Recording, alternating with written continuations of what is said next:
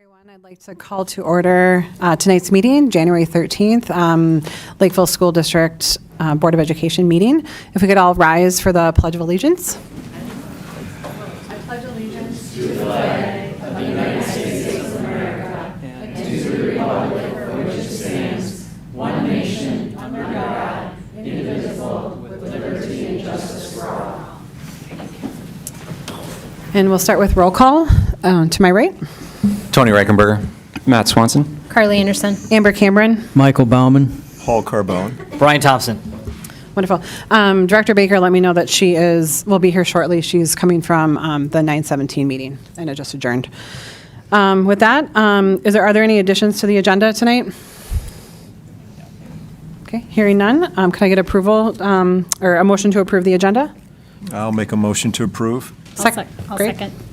Motion by Carbone, seconded by Anderson. All in favor? Aye. Opposed? Great. Agenda is approved.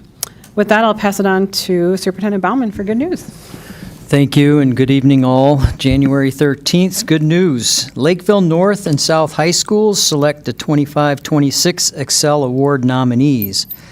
Lakeville North and Lakeville South High Schools have selected their nominees for the Minnesota State High School League's Excel Awards for this school year. This year's Lakeville North nominees are juniors Eli Tucksher and Hannah Stuckey. Lakeville South High School has nominated juniors Tegan Bishop and Aiden Connolly. Statewide Excel Awards recipients are selected by an independent panel of judges representing schools from across Minnesota. Award recipients will be announced in February of this year. So congratulations on those nominees.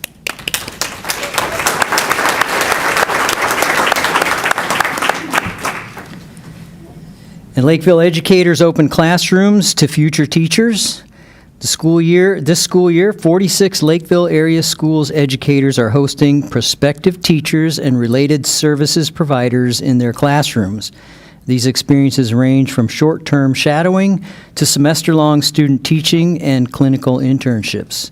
Over the past 5 years, Lakeville educators have supported 240 placements, earning continued partnership requests from colleges and universities thanks to their professionalism and strong mentorship. We are grateful to our staff for their commitment to advancing the education profession. Way to go. Thank you. You can read more about the amazing things that are happening in our district at isd194.org/news. That is good news for today, Madam Chair. Great. Thank you, Superintendent Bauman. Next, we'll move to public comment, and I'll just read kind of the parameters for this session. Because our clerk is missing, the vice chair will find the cards to help with this. For public comment, the board will open up the floor for 30 minutes to allow the public to address the board with comments and concerns. To participate in public comment, individuals must have registered in advance using the form provided on the ISD 194 website by noon on the Monday before the scheduled public comment session. There will be no board response during the session. Public comments framed as complaints and or concerns about students and or staff are not appropriate in a public forum due to data privacy laws. These comments should be addressed to the administration outside of a public meeting. Likewise, complaints about school board members should be privately directed to the board chair and or the superintendent. No formal action will be taken on a topic presented during public comment. As necessary, the administration will follow up with the appropriate personnel on any concerns that need to be individually addressed. Also, if necessary, the board will follow up during board communication at the next regularly scheduled board meeting. Individual remarks are limited to 3 minutes. The board will provide a signal when the participant has 30 seconds remaining of their time. Please try to keep audience noise to a minimum to allow everyone the opportunity to speak uninterrupted. And with that, we have quite a number of people, and so we'll go for 30 minutes, about 10 speakers. And so I'll call names, and if you're here, if you could come to the front, please. Laura Weaver.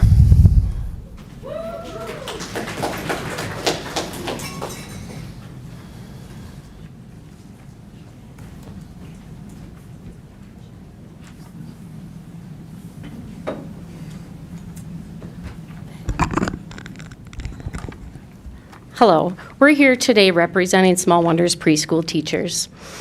I grew up in Lakeville. I was born and raised here. I even went to Small Wonders when I was young, and now I'm a teacher there. I wanted to become a teacher because of my amazing teachers I had in Lakeville, some of them even in this room tonight. At Small Wonders, we're the first teachers these children have in the district. We're setting them up for success in elementary school. But we are the only teachers in the whole district not on the EML contract.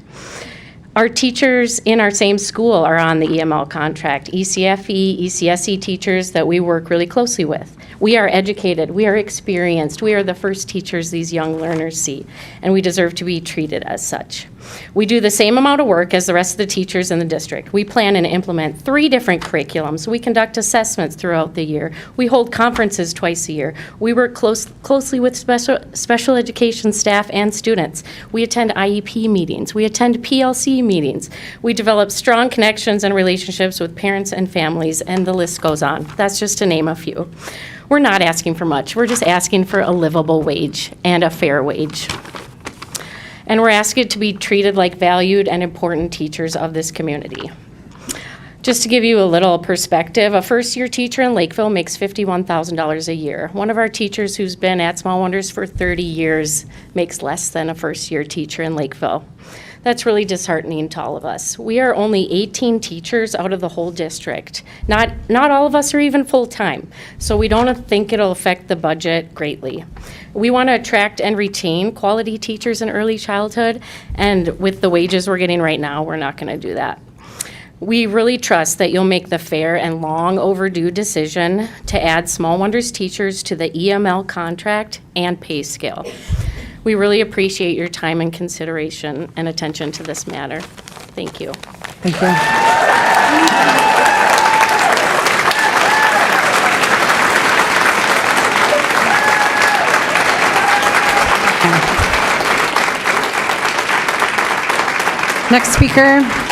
The next speaker is Kelly Moyer.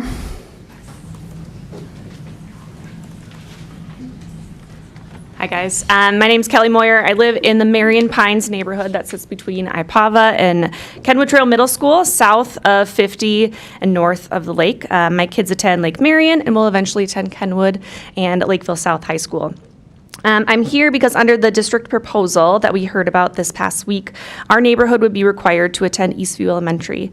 My concern is not about my kids attending Eastview in particular. I went to Eastview 20 years ago. It is about the long-term impact that this isolation from their already established community will have on their educational experience. So based on the data presented in the January 6th slide deck, only 25.9% of Eastview students are projected to attend Kenwood. Combined with the figure that only 26.4% of Kenwood students are projected to attend South, which is a very generous estimate, that means that only 6.8% of the community my kids will form at Eastview will remain together beyond elementary school. So put another way, if my kids make 10 meaningful friendships at Eastview, which I believe they would, just based on this data and these projections, not a single one of those 10 friends would later attend Kenwood or Lakeville South with them. And while the long-term impact of that is certainly concerning, I'm here today because it was upon further evaluation of the proposal that we discovered the inequity of the district's intra-district transfer policy. According to the proposed classifications of high-growth and low-growth schools and the proposed capacity rates at each school, we found that all 3 south-feeding elementary schools, JFK, Lakeview, and Orchard Lake, and the most evenly split school, Lake Marion, outside of Eastview, will not be open to intra-district transfer because they would be above the designated capacity rate, a capacity rate caused by the district's own proposed boundary changes. That means that none of the schools that could provide relational consistency for our children would even be open to intra-district transfer, which the district has pointed to as the solution for students that would be affected by the proposed changes. Instead, it's clear that this is not an available option for all students, particularly for those in the South community. They would be denied a privilege that the vast majority of Lakeville students would enjoy, and our children would have no creative options to be educated with the friends that they've already made at school and athletics and activities. So I'm appealing to you guys to just thoughtfully consider to vote no on the proposal or to delay a vote so that there can be more time for the district to come up with clear and fair considerations for the kids that will be affected and the intra-district transfer policy. Thanks, guys. Thank you.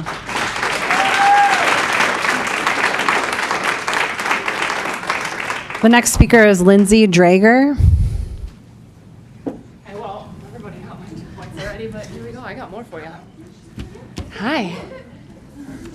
Thank you. We got you, girl. Good evening, board members. I'm Lindsay Drager. I am also a community member and teacher elsewhere and parent in this district.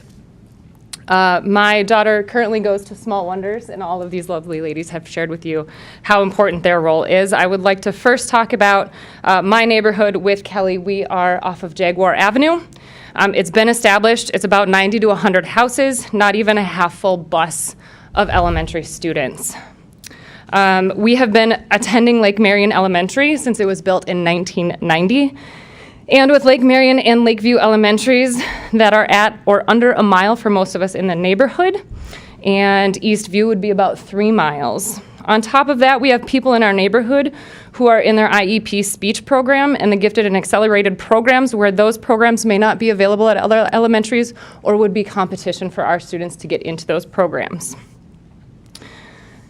On the pedestrians, myself and other friends in my neighborhood enjoy walking their kids to class and biking, and that 3 miles is a much less safe route to Eastview Elementary. I implore you to get in touch with city planning about going around that roundabout, especially for pedestrians and vehicles, and turning left out of our neighborhood is much more difficult than turning right, and right gets us to both Lake Marion and Lakeview Elementaries, okay?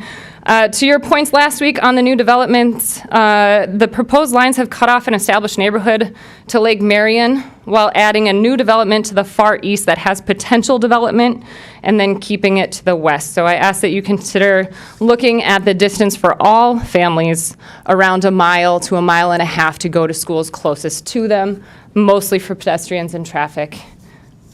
On another note, again, back to the teachers at Small Wonders, my daughter is doing an amazing job, and I cannot thank the teachers enough for this. We're looking at about $200,000 or less per year in your budget to fund these teachers to be on your teacher contract. The biggest thing in my concern as a teacher who's been in about 7 or 8 different districts, getting the best contract that I could and the best pay that I could to make it worth my time is not in this district, and I would love to be part of it. I would like to make note that this alone for these teachers takes away their opportunity for tenure.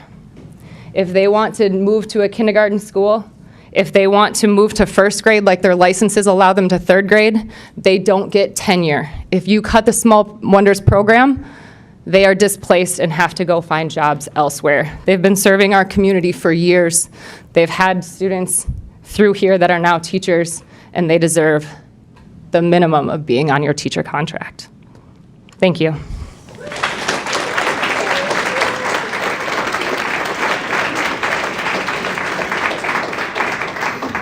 All right, the next speaker is Tiffany Arnevic.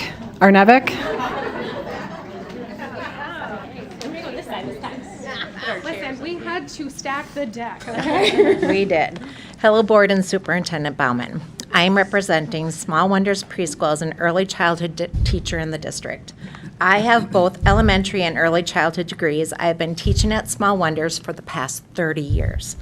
Why have I stayed in this position for 3 decades while not being compensated and valued as my K through 12 teachers within the district? It is because this is where my heart is.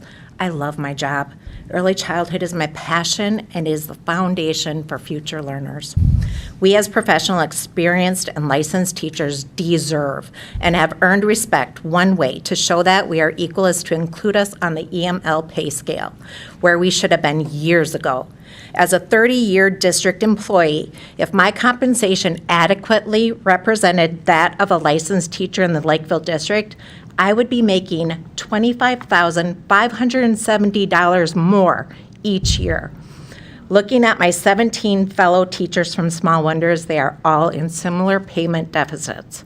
I speak to my students daily about equity and treating others fairly, while we as teachers in our district are not afforded the same level of respect. This is so disheartening, as we feel as though our teaching is seen as inferior by the Lakeville School District. Due to our tireless efforts, we give our students their first opportunity to be identified for delays or additional accommodations. This work may seem like an easy task, but it takes years of knowledge, patience, and dedication to our students to give them the best start possible to their school careers. In conclusion, we as professional, licensed teachers deserve to be treated and compensated equally as our fellow teachers in the district. It is time for our school board to value the contributions we bring to our district. Thank you for your time, and we look forward to being included on the EML pay scale.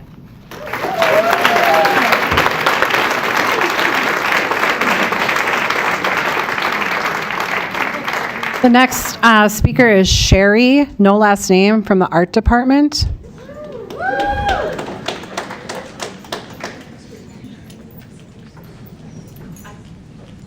Good evening, board. My name is Sherry Mitchell, and I have been an art teacher in our district for 6 years. I am at Highview and at Lakeview. And first, I want to ask you to think about, first, why is art important for our kids? And I just want you to think about that for a second.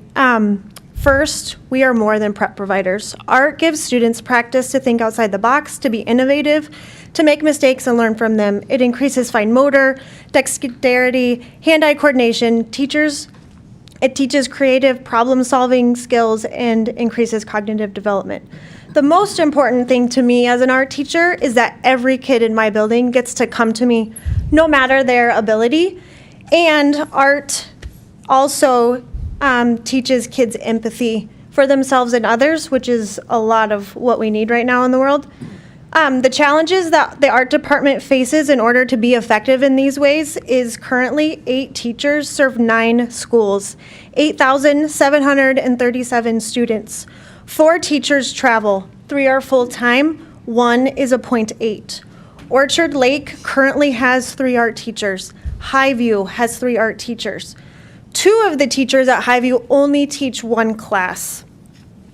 In the 6 years I have been in this district, I have seen 16 art teachers come and go. And this year in particular, Highview is in the DAPE gym, which has its own challenges, and we make it work. So we like numbers in this district. What would making this department full-time take? And I did some math, and I used some numbers from the levy information and the county website for the fiscal year 2025 budget. And this is what I found. For a levy per household for the year, for 1 year, would be $8.21 for the year per household. That's roughly 2 cups of coffee at Starbucks. So I invite you to come visit my classroom. I invite you to come on cycle day 4 when I get to travel to both schools and serve amazing kids. I invite you on March 2nd to our art show at Lakeville Art Center. And please settle our contract. Please stop fracturing our FTEs so that we have to travel. We have 1 art teacher on our team that travels to 3 buildings. And while she's an amazing teacher, she deserves better. Thank you for your time.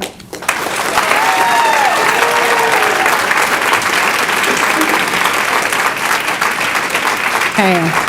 The next speaker is Courtney O'Brien. Is Courtney here? Okay.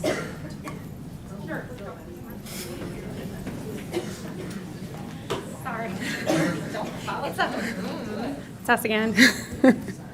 Hi, I'm here to talk again about Small Wonders. It is an amazing program that we teachers work really hard every single day. We greet our parents, we form relationships just like the rest of the teachers in our district. And at this point, we just want to be seen. We've called ourselves the armpit of the district so many times because our building, the amount of times that we hear people say, just turn Crystal Lake Education Center back into an elementary school is enough to pull one's hair out. It is unacceptable that we are not seen enough because of all that we do for these kids. And when I tell you all that we do, that's barely tipping the iceberg. All that we're asking from you right now is to please be put on both the teacher contract, but as well as the teacher pay scale.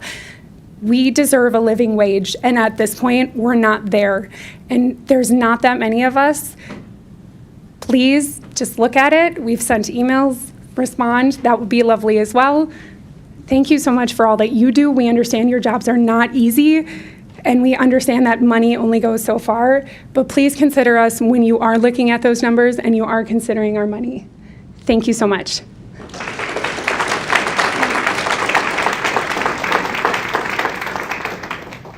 Okay, the next speaker is Deborah Learman. Okay, 1 second. Okay. We'll move on to our next speaker while we see if Deborah's here. Stephen Shore.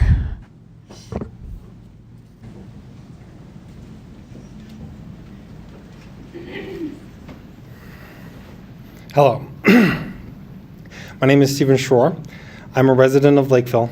I'm a Lakeville North alumni, and I'm running for the Minnesota House of Representatives in Northern Lakeville. And I am here to speak on behalf of getting a teacher contract done.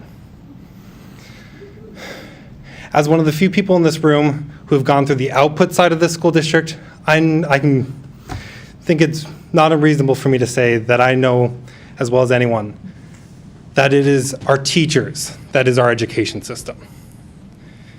It is not the smart boards that made me the person I am today. It is not the Chromebooks that nurtured my yearning to learn. It was our teachers. And as a union member myself, I know that contract negotiations are hard and difficult. But the teachers aren't just here representing themselves, because their work is so important to the future of our children when they come here asking for the resources that they need to make sure that our community has the tools to build a brighter future. They are negotiating for our children.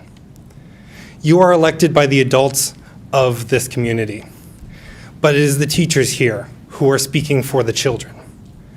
They need the resources to be able to support our future. For too long now, our country has focused on the now, on the politically convenient and forgetting about the future. But this is our future. Our children are our future. And our teachers are the ones who are building that future. It is not the gymnasiums that will make our kids grow up to want to be engineers, to build the bridges and the spacecraft of tomorrow. It is our teachers. And that is why I'm here to call for a fair contract for our teachers so that they can get back to work helping to build our future. Thank you.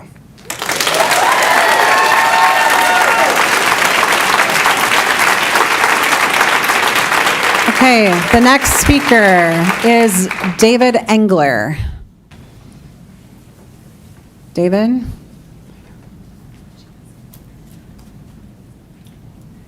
Okay, we'll move to the next speaker while we check the hallway. Lisa Ronan. Okay. Next speaker, Teresa Wells.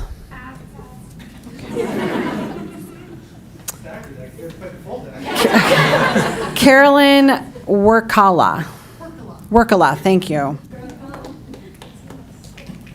Thank you, by the way. Good evening, members of the Board of Education. Thank you for the opportunity to speak tonight. I'm here to urge you to prioritize and finalize a fair contract settlement. A settled contract is more than an agreement on paper. It's a foundation of stability, trust, and student success. When a contract remains unsettled, uncertainty spreads across classrooms, schools, and the entire district.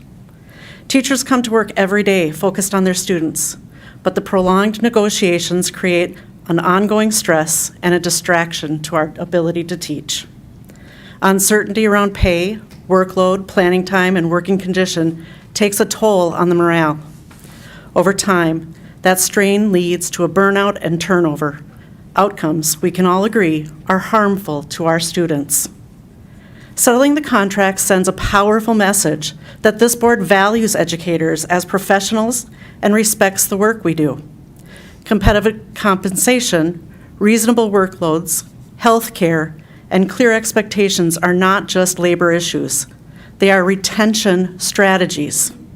Districts that settle contracts fairly and promptly are the districts that attract and keep high-quality educators. There is also a direct connection between contract stability and student learning. When teachers feel supported and secure, we are better able to collaborate, innovate, and focus fully on instruction. Conversely, unresolved contracts create tension and division that spill into school culture and disrupt the sense of community our students depend on. A fair settlement also demonstrates fiscal responsibility and leadership. Prolonged negotiations often lead to increased costs, strained relationships, and a loss for the public's trust. Reaching an agreement now allows the district to move forward together, planning, problem-solving, and improving outcomes rather than remaining stuck in conflict. We recognize that negotiations are complex and that the board has a responsibility to balance many priorities. But honoring the time, expertise, and dedication of educators should be central to those priorities. Settling the contract is an investment in stability, morale, and the future of this district. Tonight, we ask you to act with urgency and good faith. Settle the contract. Why are we going through this again? Restore certainty, rebuild trust, and allow teachers and administrators to return to their full focus on what matters most, students. Thank you.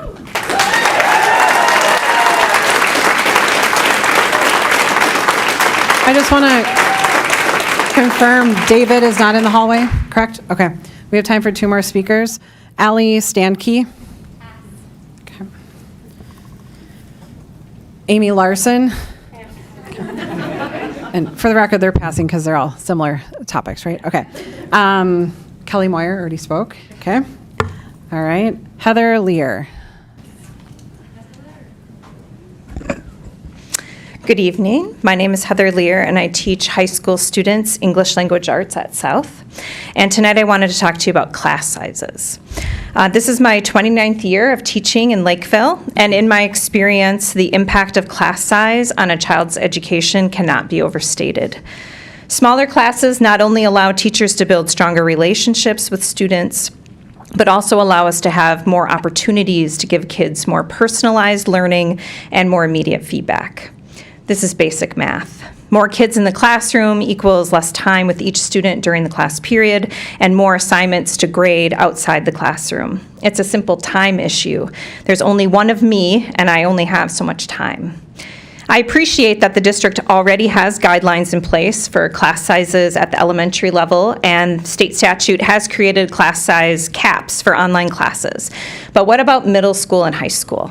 The district has refused to discuss secondary class size guidelines as part of contract negotiations.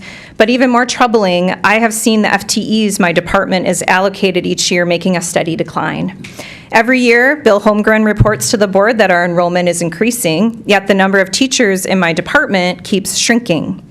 I teach 9th graders, and 9th grade is a pivotal year for kids. We know there is a correlation between failing classes in 9th grade and failing to graduate high school. So 9th grade teachers are instrumental in smoothing that transition. Not only am I teaching the standards in my content area, but I am also attempting to build relationships and community, one 50-minute class period at a time. This year, I have 5 to 6 more 9th graders in each of my 9th grade classes. And with just 5 more students per class hour, it is so much harder to touch base with every kid every hour, to get assignments graded and back to them in a timely way, and to help the students who are really struggling.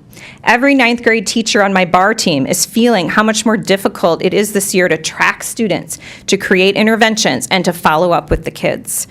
I know in the end, all of this comes down to money, and I understand there is only so much money to go around.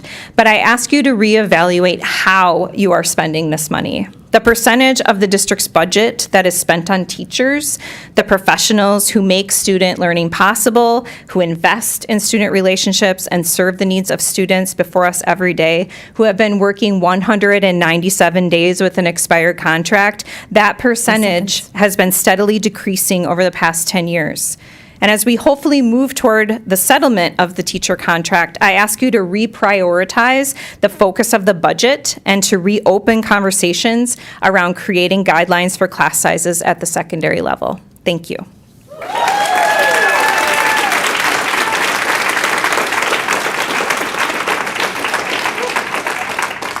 Okay, last speaker, I think you might pass, Mandy Dennis. Pass. Okay. All right. Last speaker, Mary Schmidt.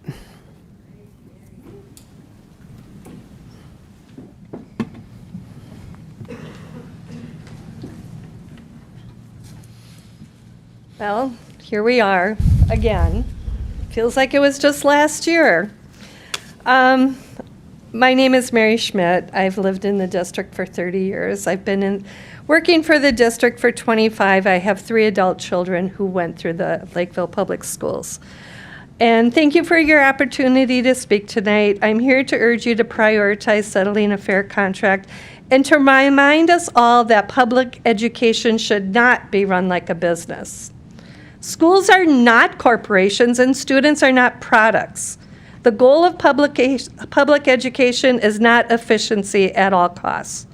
The goal is to educate children, support families, strengthen our community. When contract negotiations drag on, the human cost is too often overlooked. An unsettled contract creates instability. Teachers continue to show up for students every day. But uncertainty around pay, workload, planning time, class sizes is increasing stress and burnout. Schools cannot simply absorb turnover without consequences like a business does. When educators leave, relationships are lost, consistency disappears, and students do feel that disruption. Running schools like a business often means prioritizing cost-cutting over people. But in education, people are the system. Teachers are not line items to be reduced. They are professionals whose expertise directly impacts student learning. A fair contract is not an expense. It's an investment in stability, retention, and quality instruction. Settling the contract also sets the tone for district culture. In living in this community, I know this. When educators feel respected and supported, they will commit long-term to this district. When negotiations stall, that strain does filter into the community. We do understand the responsibility you carry to manage resources wisely. Fiscal responsibility does matter, but responsible leadership also means recognizing that public education requires long-term thinking. Short-term savings achieved by delaying or minimizing a contract settlement often lead to long-term costs through higher turnover, recruitment challenges, and declining morale. I'm in special ed. I see this every day. Settling the contract now allows this district to move forward, restores focus, rebuilds trust. Public education is a public good. It deserves thoughtful leadership, fair partnerships, and timely action. We ask you to act with urgency and good faith. Settle the contract for our educators, for our students, and the future of this community. Thank you for your time.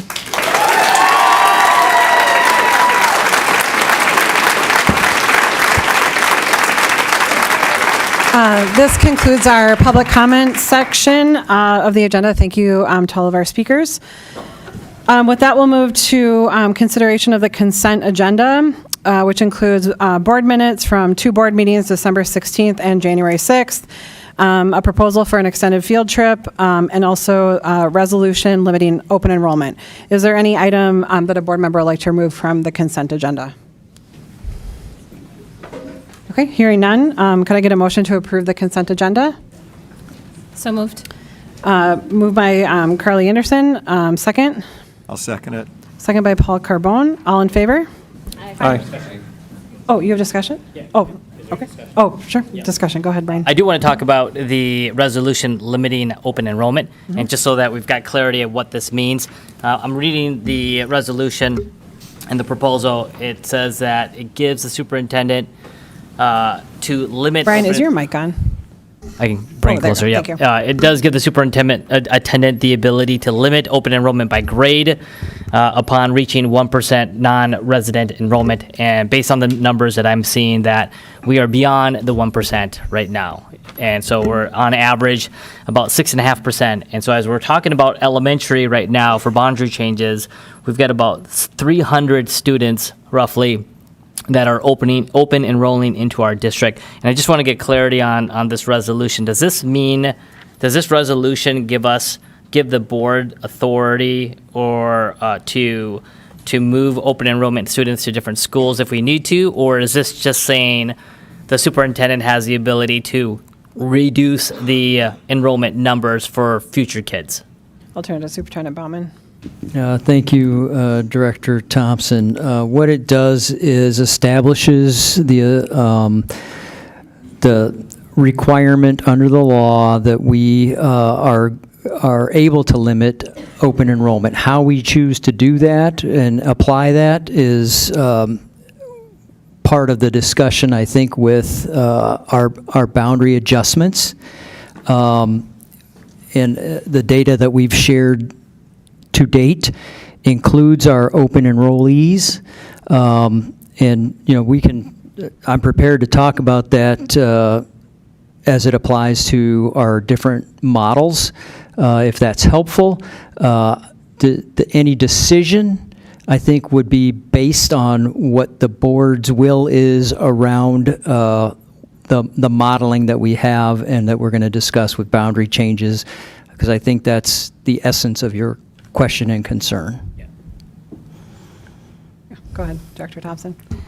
So help me make sure, because I don't think my question was answered. So what is the intent of this resolution? Just to give you, not you, but give the school district the authority that we can reduce open enrollment to 1% if we choose to go down that path? The intent is to comply with statute, that we acknowledge that we are over by grade, and I think the numbers you have indicate that, Yep. which then, so that's a requirement of compliance. How we apply open enrollment becomes Is that a board decision? our choice and our decision, and I would say that it should be predicated on the models that we have, and that we should sustain our open enrollment capacity to the extent that we possibly can, because we have more students going out of the district than we have coming into the district under open enrollment. Yeah. And I think I've shared that data with you. And again, I'm prepared to talk to it in more hard numbers if we want to apply it against a model. But this is a compliance requirement in order to move forward with any next steps with open enrollment. Great. Thank you. Great, go ahead, Director And Thompson. then just the last comment is, we've got about 771 students open enrolled into our district, which definitely shows that there is significant interest in the education that our district provides.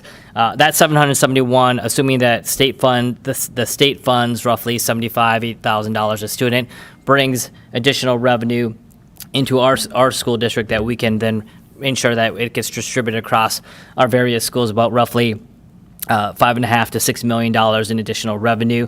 The 300 students that I see that are open enrolled for elementary is about $2.5 million. So just want to make sure that that number is shared as we think about boundary changes.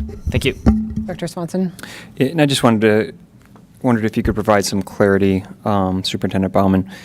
We still have the opportunity, even as the board, to set procedures, and I'm assuming the district does this, as far as, hey, these schools are open for open enrollment. If you want to come to Lakeville School District, you can go to attend to these elementary schools, for instance, to ensure that we're not sending them to the high-growth schools that we're limiting intra-district transfers to. That's correct. Okay. Great. Any further discussion or questions? All right, with that, all in favor of approving the consent agenda, say aye. Aye. Opposed? Great. Next, we'll move to reports and discussions.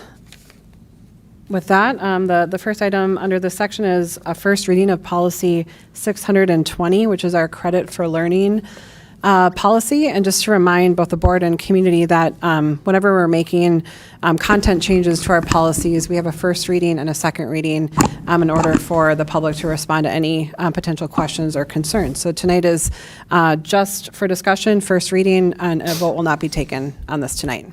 Superintendent Baumann. Thank you, Madam Chair, members of the board, and ladies and gentlemen. If on Policy 620 that's in your board packet, the red line version of that, the first item is that the note has been stricken from 620, the first note. On page 620-2, alpha or item 4A2, striking the if a student has earned at least insert number credits from the school district, we're striking that. In transfer of academic requirements from other schools, item B1B, the comment if a student has earned at least, parenthetically, credits from the school district is stricken.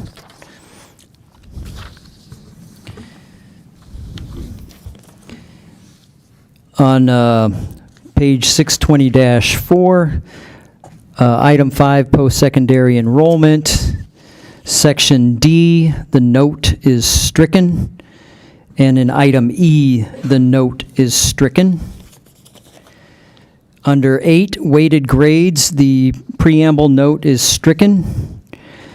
And this is on weighted grades, and I want to read what we're adding under A, item A. The school district does not offer weighted grades for any students entering the 9th grade on or after the fall of 2026. Item B, the school district will continue to offer weighted grades to students who are entering their 10th, 11th, or 12th grade year in the fall of 2026 for courses that are identified as more rigorous or academically challenging as follows. Item 1, a grade awarded in an advanced placement course will be multiplied by a factor of 1.25. Items 2, 3, 4, and 5 are stricken. 8C, the school district will update its website prior to the beginning of each school year with a listing of the courses for which a student may earn a weighted grade. And then that was all the adjustments with the exception of cross-references that are added at the bottom that refer to policies 601, 613, 614, 616, and 624.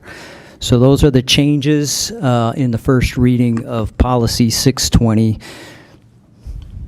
Madam Chair. Wonderful.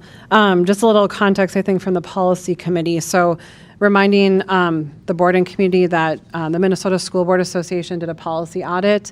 And so the policy committee reviewed the next crop of policies from that process.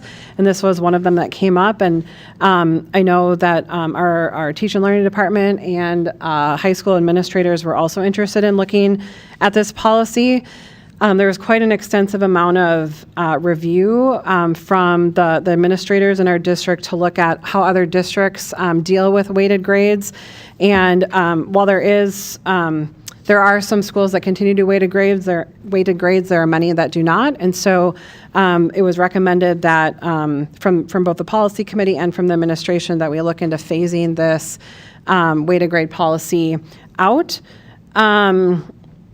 I think what I'll also note, just because there's a lot of notes stricken from this particular one, in consulting with MSBA, the attorney there on record said that the notes are there just for our reference as we're updating policy, but that those are not to remain. And then a lot of the other items, besides the significant change to the weighting grade policy, our current policy just had a lot of blanks where it was like fill in the blank and we didn't have anything filled in, and so that's what's getting removed. Nothing changing in terms of how we operate beyond removing weighted grades for AP classes at this time. With that, any questions from board members? Director Thompson. Yeah, so I've got a point of view on this particular topic. I am in alignment with the intent of the policy to remove weighted grades. That way, students who choose to enroll and select whatever course they want to they take on the responsibility of that respective course. And obviously for AP classes, it's definitely rigorous. I totally agree with that. And then you've got students that are taking PSEO classes right now, or college in a school classes right now, and they're not getting the extra, the weightedness. I have a question around kind of the timing and the implementation. And so the policy states that incoming freshmen will discontinue the AP weighted offering. The AP class will be offered, but the weighted would discontinue. I think I'm leaning more towards to end the weighted altogether. And so the weighted GPA distorts, in my mind, academic learning. Obviously, you get a B in the AP class, you get an extra weight, you get an extra point, and now it's you get an A in that class. If you continue it on, knowing that the weighting methodology is flawed, why would we want to just continue it for the next 3 more years for the 10th, 11th, and 12th graders? If you're a 9th grader, you have the potential to take 2 AP classes, and that's it. And so if we continue the methodology for the next 3 years for those students, in my mind, it continues to widen the gap for students who take AP and they get the AP weighted grade and those students that do not.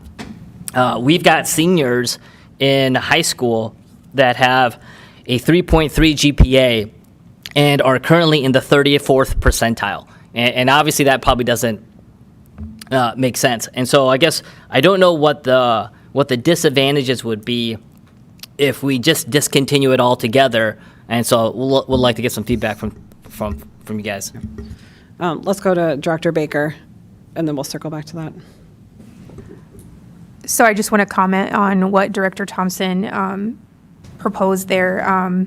I would say, since my opinion is, since we started it with the students that are already in school, discontinuing that wouldn't be appropriate. I'd like the students that are coming in that have never had the weighted grade, I feel like that makes sense to just start with that class, discontinue it from there on. But for the students that have already been participating in that, I feel like it's kind of unfair that we changed our mind and we would go back on that. I believe what when we discussed it at the policy committee, the recommendation from the administrators was what's in the updated policy here, redlined, and the point I think that was trying to be made is that we've made a commitment to currently enrolled or incoming 10th, 11th, 12th graders that we would have a weighted grade policy, and so students have chosen courses potentially based on that procedure being in place. And so to honor the commitment that we made when they started their high school career with us, it was recommended that we matriculate those grades through that have had that agreement, but then start with the 8th graders who are coming in as 9th graders with this new policy. Is that, yep, Director Swanson? Yeah, just one, and we discussed this in the policy committee. I mean, if you have 2 10th graders, for instance, one might take the AP course in 10th grade and then another one might take it in 11th grade. And if we stop it, you might have 2 different kids who took the same course in the same grade, getting 2 different, one has a weighted grade, one has an unweighted grade. So then you create a disparity there when they're competing for class rank and things like that. So, Director Anderson? Okay, so I've always been really impressed when I go to graduation and I see all of our students stand up who have above a 4.0 GPA. So it's always very impressive. So I can somewhat understand I haven't been part of policy committee, so I'm trying to understand the context, maybe from our high school teachers in terms of, or teachers, principals, in terms of what is the reason for this change? Like you said, some schools or districts keep doing this and some have gone away. Yep. And then I guess my only concern would be if we don't have an incentive with weighted grades, are we going to end up with more students doing PSEO and any potential costs to the district? Director Swanson and Thompson, and look to you, Director Crimbo next, to respond to that, and feel free, others, Superintendent Baumann, to jump in. I think why this is being proposed is that we're continuing to have more accelerated accelerated options for students, and so our current policy only kind of favored advanced placement. And because it's hard to evaluate PSEO versus advanced placement versus concurrent enrollment, the idea was to just standardize, to not go to weighted in order to help equalize kind of those experiences for all students. But we still definitely want to promote those opportunities for students. Is there more to add? Yeah. In Director McDonald can correct me if I'm wrong. I can't remember the percentage, but most schools now strip grades anyways when kids go to apply to college. I believe that was some information we were provided. Yeah, so Tracy and her team, alongside the high school principals, did a deep dive into what's happening basically in our area. And what we found around this is that many of the districts around this, and either, as stated, do not weight grades. There are some that do, but many colleges, some of the most common colleges that our students attend, they actually strip the weighted away when they're looking at student transcripts, because there's no way to compare, because districts do different things. The other thing that I would like to add, and anyone else can feel free to weigh in on this, is that what really started this conversation around this particular part of the policy was that there is legislation that says that if you weight certain classes, you have to weight all classes in particular categories. For example, PSEO, which means that you could have a 9th grade student taking an AP class that's weighted. You could have an 11th grader taking an aerobics class at Normandale that we would then be required to weight as part of their GPA, which certainly we have no control over the content of that course. And so what part of the discussion was really to say, the intent of weighting was really around providing rigorous learning opportunities. When you lose the ability as a district to be able to help come alongside and make those determinations, it's really difficult to then say what we're weighting and what we're not weighting. So that was the initial driver. And I'm not here to say that like aerobics is not rigorous. It's really more about, for me, it's really rigorous because I am not sporty. You know that. But it's really about, we're agreeing to something that we don't really know anything about. So that was the driver. So then the decision point was, we either weight all or we weight none. And that's really where the conversation started. And in terms of the phase-in, I think our perspective is really around, we want to make sure that when we are communicating things to students and families and they are making decisions about the educational paths for their students, we want to make sure that we are being truthful and accurate and provide them with the best information possible. And so there were some students and families, I'm sure, that made decisions based on a grade being weighted or not. And so we wanted to sort of honor our commitment in that way. It's much easier to just stop it. Even from a technical perspective, it's easier, but we really wanted to make sure that we were following through on the commitments when those decisions were made, which is why the recommendation came forward to do the phase-in. So, Great, thanks. Anything to add? All right, Director Carbone. Yeah, no, that was my question. Director Swanson grabbed it. In regards to, at some point, when you get to college, everything washes out. Yeah. And is it picking up now? Can you hear me? Pull a little closer to your face. How about now? There we go. There you go. There we go.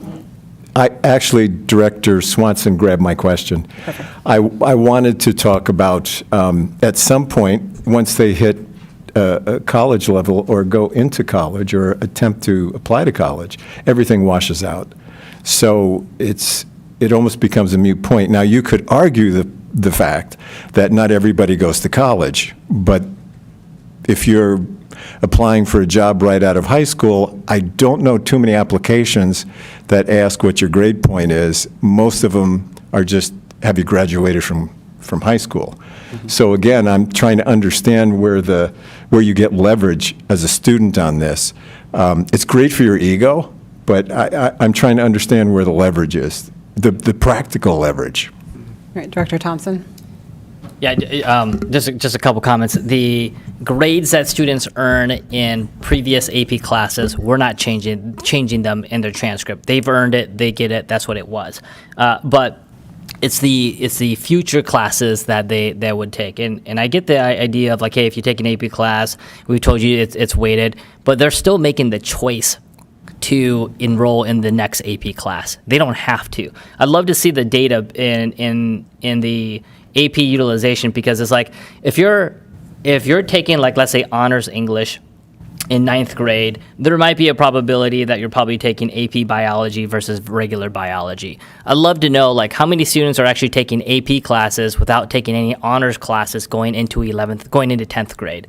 And so those who've already started in an accelerated path are the ones taking the AP classes. And so there is, for those that are not taking AP classes their freshman year, like what is the percentage that actually make that jump to go to AP? So, and if they're not taking AP, then we continue to widen that gap of those who take AP classes and are getting the extra weight just because they started early. And so you're giving an incentive for a model that we've already agreed isn't relevant. And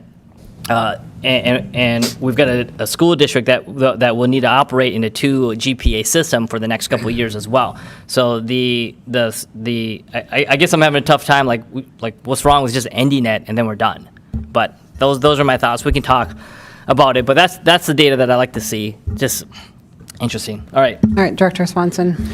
Yeah, my question was related to what Carly was talking about, and we may have had the same exchange with the same high school teacher.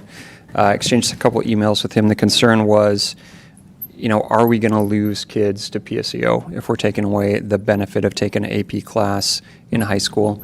And then I think this question would be more so for Ms. Brovold.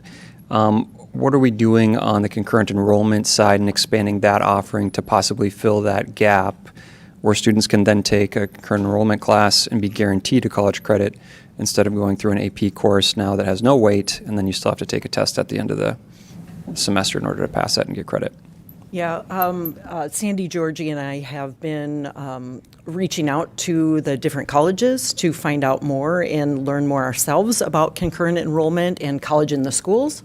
We've been working with the University of Minnesota, Normandale College, and the colleges that we currently work with to learn more to determine how we move forward with that. So we are looking into it. We don't have any movement forward for next year at this time, but we'll be putting that in place. Okay. I just know, I believe Nicole Adams had mentioned, typically when you do have more concurrent enrollment options, you do see a swing from that way. Less kids are doing PSEO, which benefits our budget as well and provides us more funds to use and resources for the district. So right. Our goal is to keep our kids here at school if we can, and to offer them rigorous coursework is one of our goals. Thank you. And I would hope with any policy change, especially this one, we could track, especially starting with the 9th grade class, what are the implications for AP enrollment? And if we see a significant decline, then we could, as a board, address that potential challenge. Yeah, I was just Director going to say, Anderson? obviously, if they take AP classes, that still counts the same for going into college, whether or not that would count toward your college credits. It would just be, I think, those learners who maybe are taking a risk going into an AP class, and I guess what I'm saying is there's some comfort in knowing your grade will be lifted if you, like, let's say you are getting a B versus an A. And so I would just be interested in knowing kind of how that impacts numbers. Great. Director Thompson. Yeah, I think I recall seeing that our AP number of students was roughly 2,000 or so that were enrolled, and about roughly 80% of them actually earned a grade of a 3, 4, or 5 in their final exam, and that's 80% of them. So meaning 20% of the 2,000 students, like 400 or so, are not taking the exam, or they did and they didn't do very well. And so I'm curious, like, and maybe they are or they're not, are some students gaming the system because they get an extra weight and they don't take the exam at the end? And so is having weighted continuing on for the next 3 years, we're letting that continue on if that's the case as well. So, Director Anderson. they still have to work really hard in that class. I mean, it's not gaming. You're still taking the risk of being in a more rigorous course, and so I don't know if it's gaming as much. I think the good thing is, like, other districts we know have a policy like we're recommending. And so, I think we could also look at what are our peers doing. I think that was part of the analysis here, that while some schools continue to offer weighted grades, it's becoming more common. And to Director Carbone's point, that especially when students enroll in college, it becomes, unweighted. And so to the extent that we can standardize with that, I think would be helpful. So any other discussion for tonight? Okay, this will come back at the end of the month, our last meeting, for a second reading. All right, we'll move to board member reports. Go ahead, Director Baker. So I came from our 917 meeting today, and 917, for those that are not aware, is our member district that does some of our special services for students where we don't have a high enough percentage of the student population here, so we have a membership district that does that. It serves our special education population for very specific needs. I was so excited to talk about this today. I knew I was running late because we were going over for the meeting, and I had texted Director Cameron. I said, please make sure that we can adjust the agenda if need be, if I'm that late, because I wanted to announce this, that 917 hosts their own inclusion awards for the member districts. And they're identified by other staff members within the district, and there were 3 employees within Lakeville area schools that were identified for an inclusion award through 917. And I just wanted to read those nominations, and they actually were awarded them. But the first one is Kelly Carlson. And Kelly was recognized for her strong advocacy and commitment to inclusive practices. She prioritizes student voice, access, and collaboration to support student success. The second staff member was Geraldine O'Neill. They were celebrated for her empathy-driven approach and her ability to create safe, inclusive spaces where students can thrive academically and socially. And then the last staff member that was recognized is Eric Smith. He was recognized for his intentional efforts to ensure students with disabilities feel included, respected, and capable. He consistently collaborates with others to meet student needs. So the next thing that they will do is they will actually come to our buildings and recognize our staff members during the day, which I think is a pretty cool thing. And I know that this year, Lakeville Schools partnered with Family Connections to have inclusion awards within our district as well. So I know those awards are coming up again within our district. So it'll be nice to hear about the different things that our staff is doing. Great. Other board member reports. Director Anderson? Hot off the press, I attended the Teaching and Learning Advisory Council yesterday. It was a wonderful meeting in which there was a presentation on the Teaching and Learning Standards-Based Review and discussion of the resources that are expected to be adopted. So there was discussion on secondary math pathways, secondary English language arts, and elementary and secondary social studies.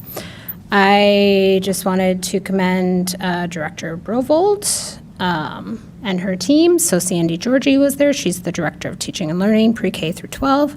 Jennifer Schwabach, she's the Elementary Teaching and Learning Coordinator. Robert Peters, Secondary Teaching and Learning Coordinator. Rebecca Beal, also Secondary Teaching and Learning Coordinator. And Natalie Nelson, Secondary ELA Coordinator. It seems like they've been doing a lot of work and some exciting changes ahead. And that will come before the board in February. And then it will be open for public in April-May timeframe. April-May timeframe. Sounds great. Something like that. We'll update you. But it was, sorry. Tried my best. But yes, it was a very good presentation. So appreciate, it was exciting to hear about, I think some of what I took away is just some, like you commented about kind of new advancement opportunities or accelerated learning opportunities, and really feels like they're reframing how they're looking at that. So, great. Dr. Thompson. I don't have anything specific to report out, but can I report out the kind of inquiries I'm getting, and maybe we can get an update on some of those, or is that not appropriate for this session? If you could send me those, just so we have the right personnel in the room to address them, if that's okay with you. Okay, great. Go ahead, Director Swanson. Yeah, on Saturday, I attended the Lakeville Middle School District Honor Choir, which is composed of middle schoolers from all three middle schools. Our choir directors from both high schools helped lead that, and yeah, they did an amazing job. The kids sounded really good, even the young boys. Yeah, it might be awkward, but they were great and did a great job. All right. I just have a couple here.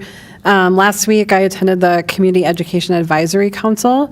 At that meeting, we had Dr. Jeff Howison from the Minnesota State Demographic Center come, and he presented about Minnesota population growth, both throughout the state and in Dakota County, and was able to show us some district-level data as well. It was fascinating discussion. I think kind of the general summary from it is that population growth in Minnesota is stronger than our peers in the Midwest. And the main reason for that is that although our birth and death ratio is seeing a declining population, immigration in Minnesota is stronger than in other states, and that's why our population is increasing or staying steady. And so there was lots of discussion about the implications for keeping a healthy growth in population in order to meet business needs, especially in Dakota County. Also at that meeting, it was announced, and this has been going out, I know, in newsletters, but the Activities and Sports Festival that the district hosts in partnership with many of the youth activities and associations will be held at Kenwood Middle School on February 21st from 10 a.m. until 2 p.m. And then there will be a sensory hour for families that need that from 2 until 3 p.m. It's a very exciting, busy event, so it's great to see that happening. Today, before this meeting, I was at the Gifted Advisory Council, and it sounds like it complemented maybe some of the things that the Teaching and Learning Advisory learned about yesterday. The focus at that meeting today was on advanced math pathways and learning how the district is looking at new ways that was started in the school year 27-28, I think I got, okay, that would allow more students to participate in accelerated math opportunities starting in upper elementary, kind of going all the way through high school, with the goal of allowing students, rather than be tracked, to have kind of on and off pathways throughout their career here with Lakeville schools, to take advantage of advanced math where it makes sense for their interests and their skills. I wanted to give just a brief update about negotiations with Education Minnesota Lakeville, which is our local teachers union. I wanted to say that the district and EML continues to work towards a contract settlement. The board will meet in closed session on January 27th before the next board meeting to have continued discussion about the negotiations process.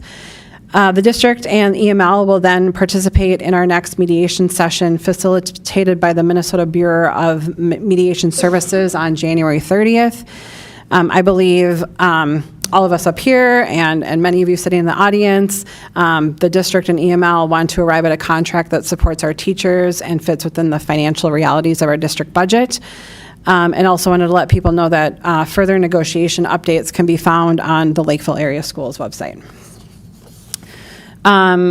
Finally, I thought at meetings I would just quickly go through any upcoming calendar invitations that we have been invited to. And so in the next couple weeks, the one that please look at, see if you have availability, is around Family Connections PTO that Director Baker mentioned. They've invited us to participate in the awarding of the 2025 Inclusion Awards.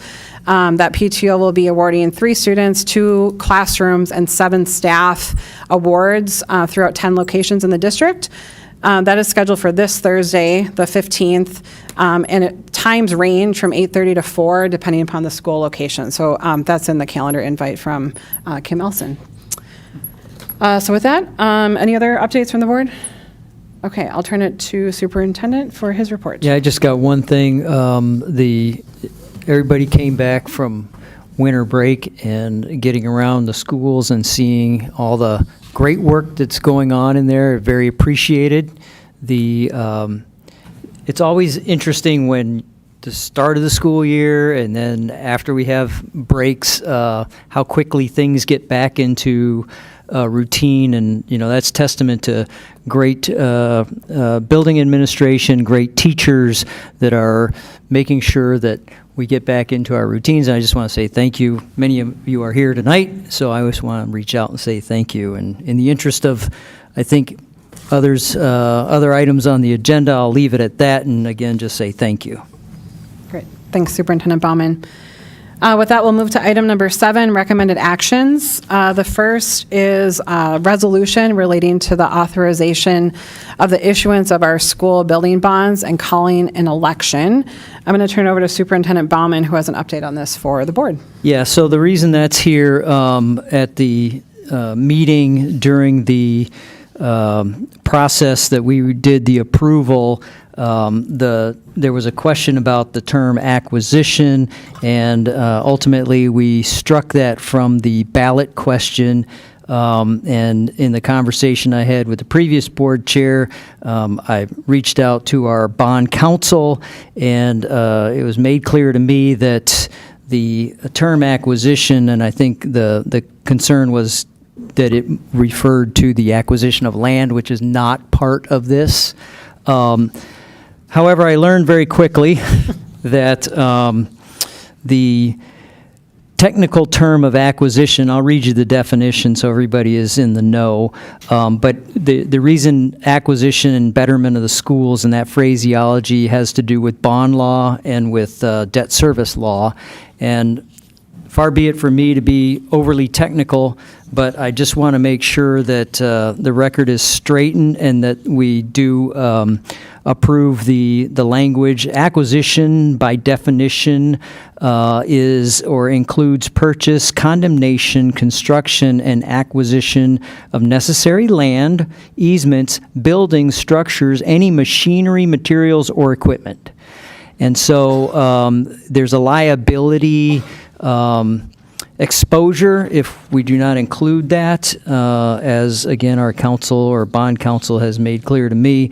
So I'm just bringing that back to affirm the record and to make sure that that is voted on by the board appropriately and correctly. So tonight we need to approve the new item. Yes, Director Swanson. This one was my bad. So I'll defer to council. I still think the wording is awkward, but I'll defer to our council's opinion on this. So. All right. With that, is there a motion to approve the resolution? Oh, go ahead. Motion to approve the resolution. Great. Thank you. First by Director Swanson. Is there a second? I'll second. All right. Second by Director Reichenberger. Any discussion? Further discussion? Okay. With that, all in favor? Aye. Opposed? Great. And just a reminder to our community on this one that May 12th is the day to vote for this bond. So thanks. All right. Last item on the agenda is update from the district on the attendance area plan. And before we kind of kick off with that, I just wanted to give a little context here. So this is let's see, this is our third meeting now, our fourth meeting, sorry, discussing the attendance area plan.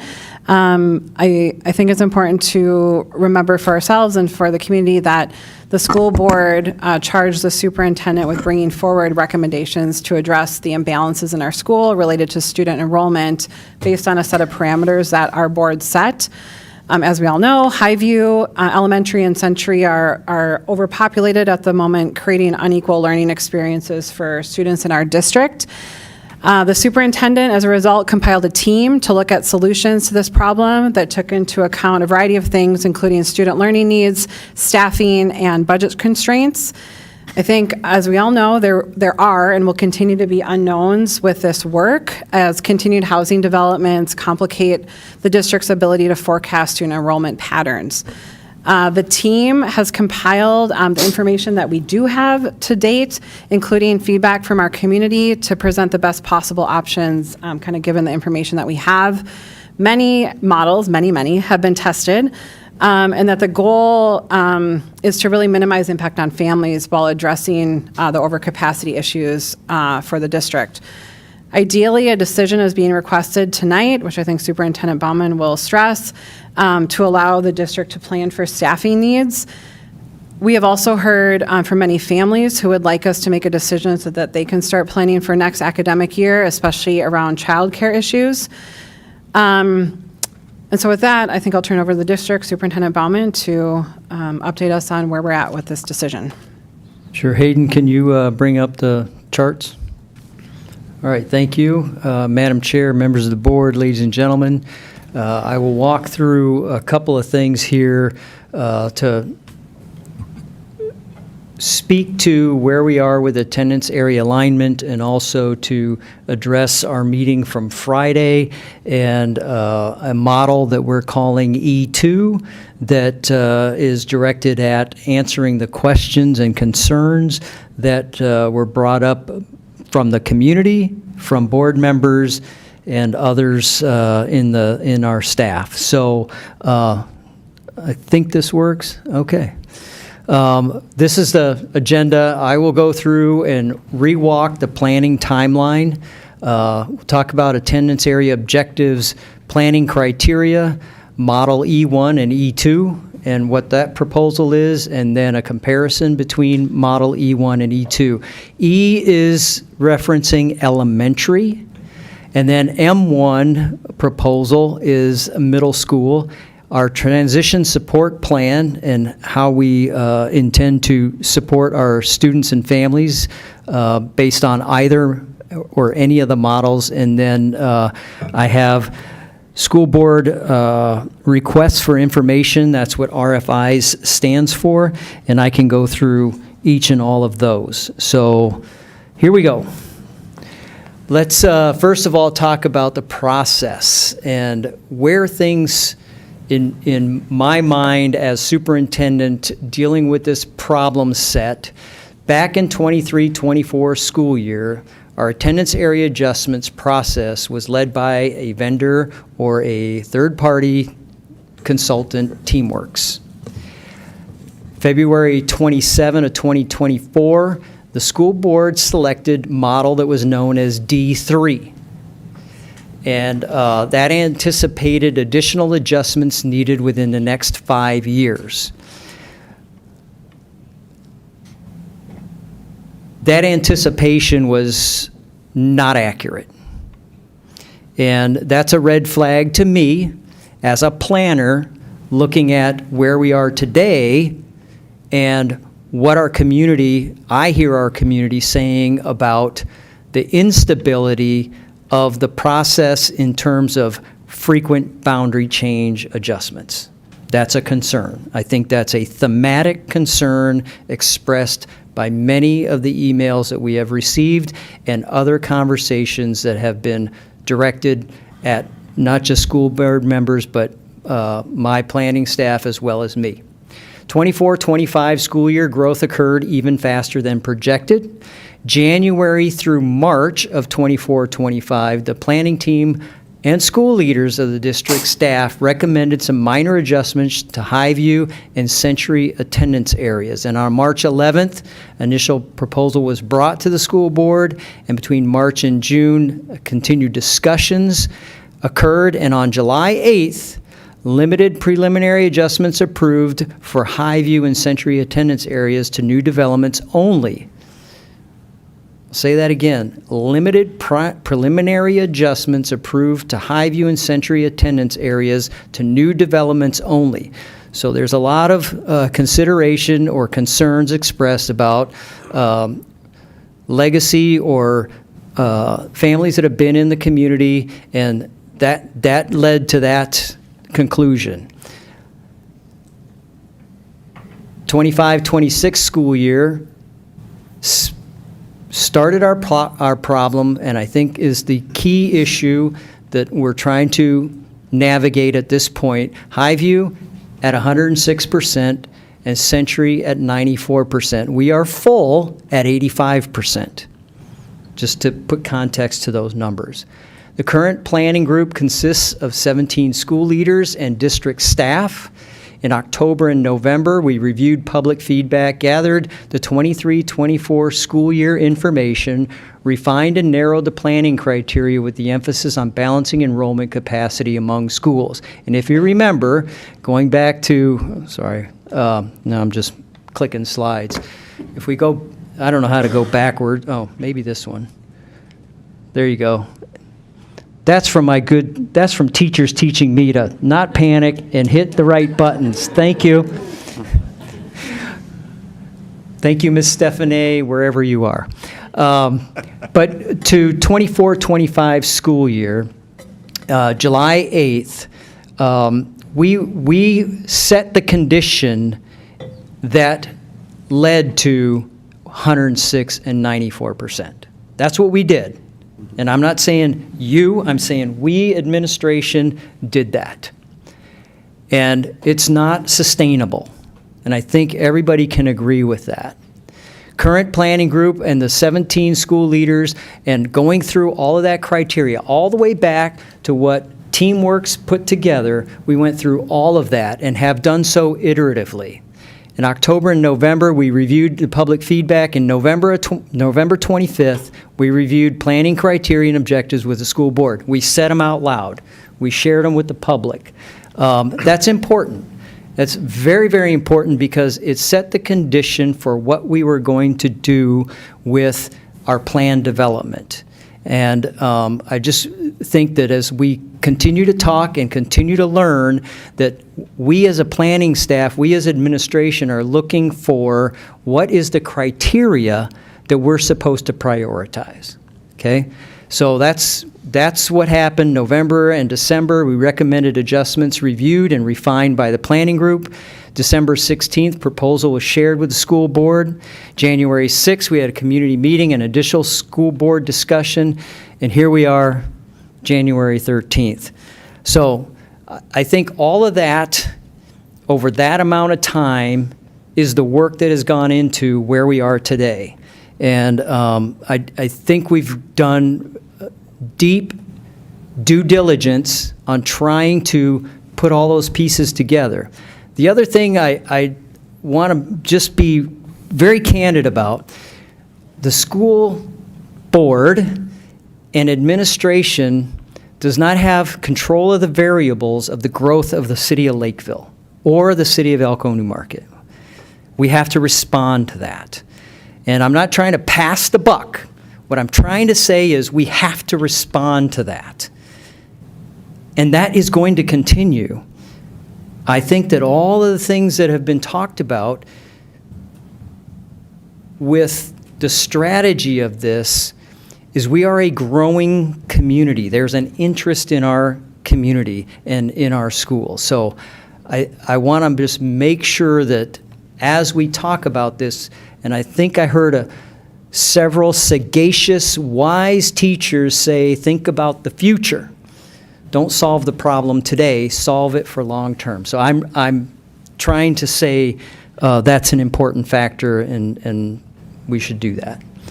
We, and I'm talking about administration, I'm not trying to tell the school board what you should or shouldn't do. What I also want to share is these are the planning groups that were put together internal to the district. You can see the positions. We also presented plans and models to multiple groups and schools for input and refinements. And if nothing else, I will listen and I will try to assimilate and apply the best ideas that I can given the criteria that we're working with. So I'm not stuck or married to any one solution, and I think people know that about me.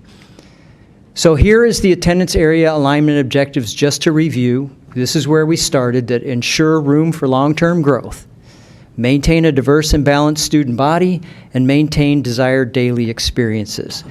Those things were objectives that mattered to planners. These are the guidelines that shape attendance areas. Establish initial occupancy at 65 to 70%. Why? Because in order to set conditions for long-term growth, we would have to drive ourselves down to that percentage of fill. establish initial occupancy between 75 and 80% of school capacity in areas that have minimal growth potential. That's assessed by looking at developments, talking to the city, assessing what they say about the timing of those developments being filled and what types of housing is occurring in those neighborhoods. And then we made a designation of high growth and low growth based on the boundaries in Model E1 as well as E2. Maintain racial and socioeconomic diversity to the maximum extent possible. And there were some questions about whether there's statutes governing that or not governing that. And to that question, I just want to, as long as we're on it, share that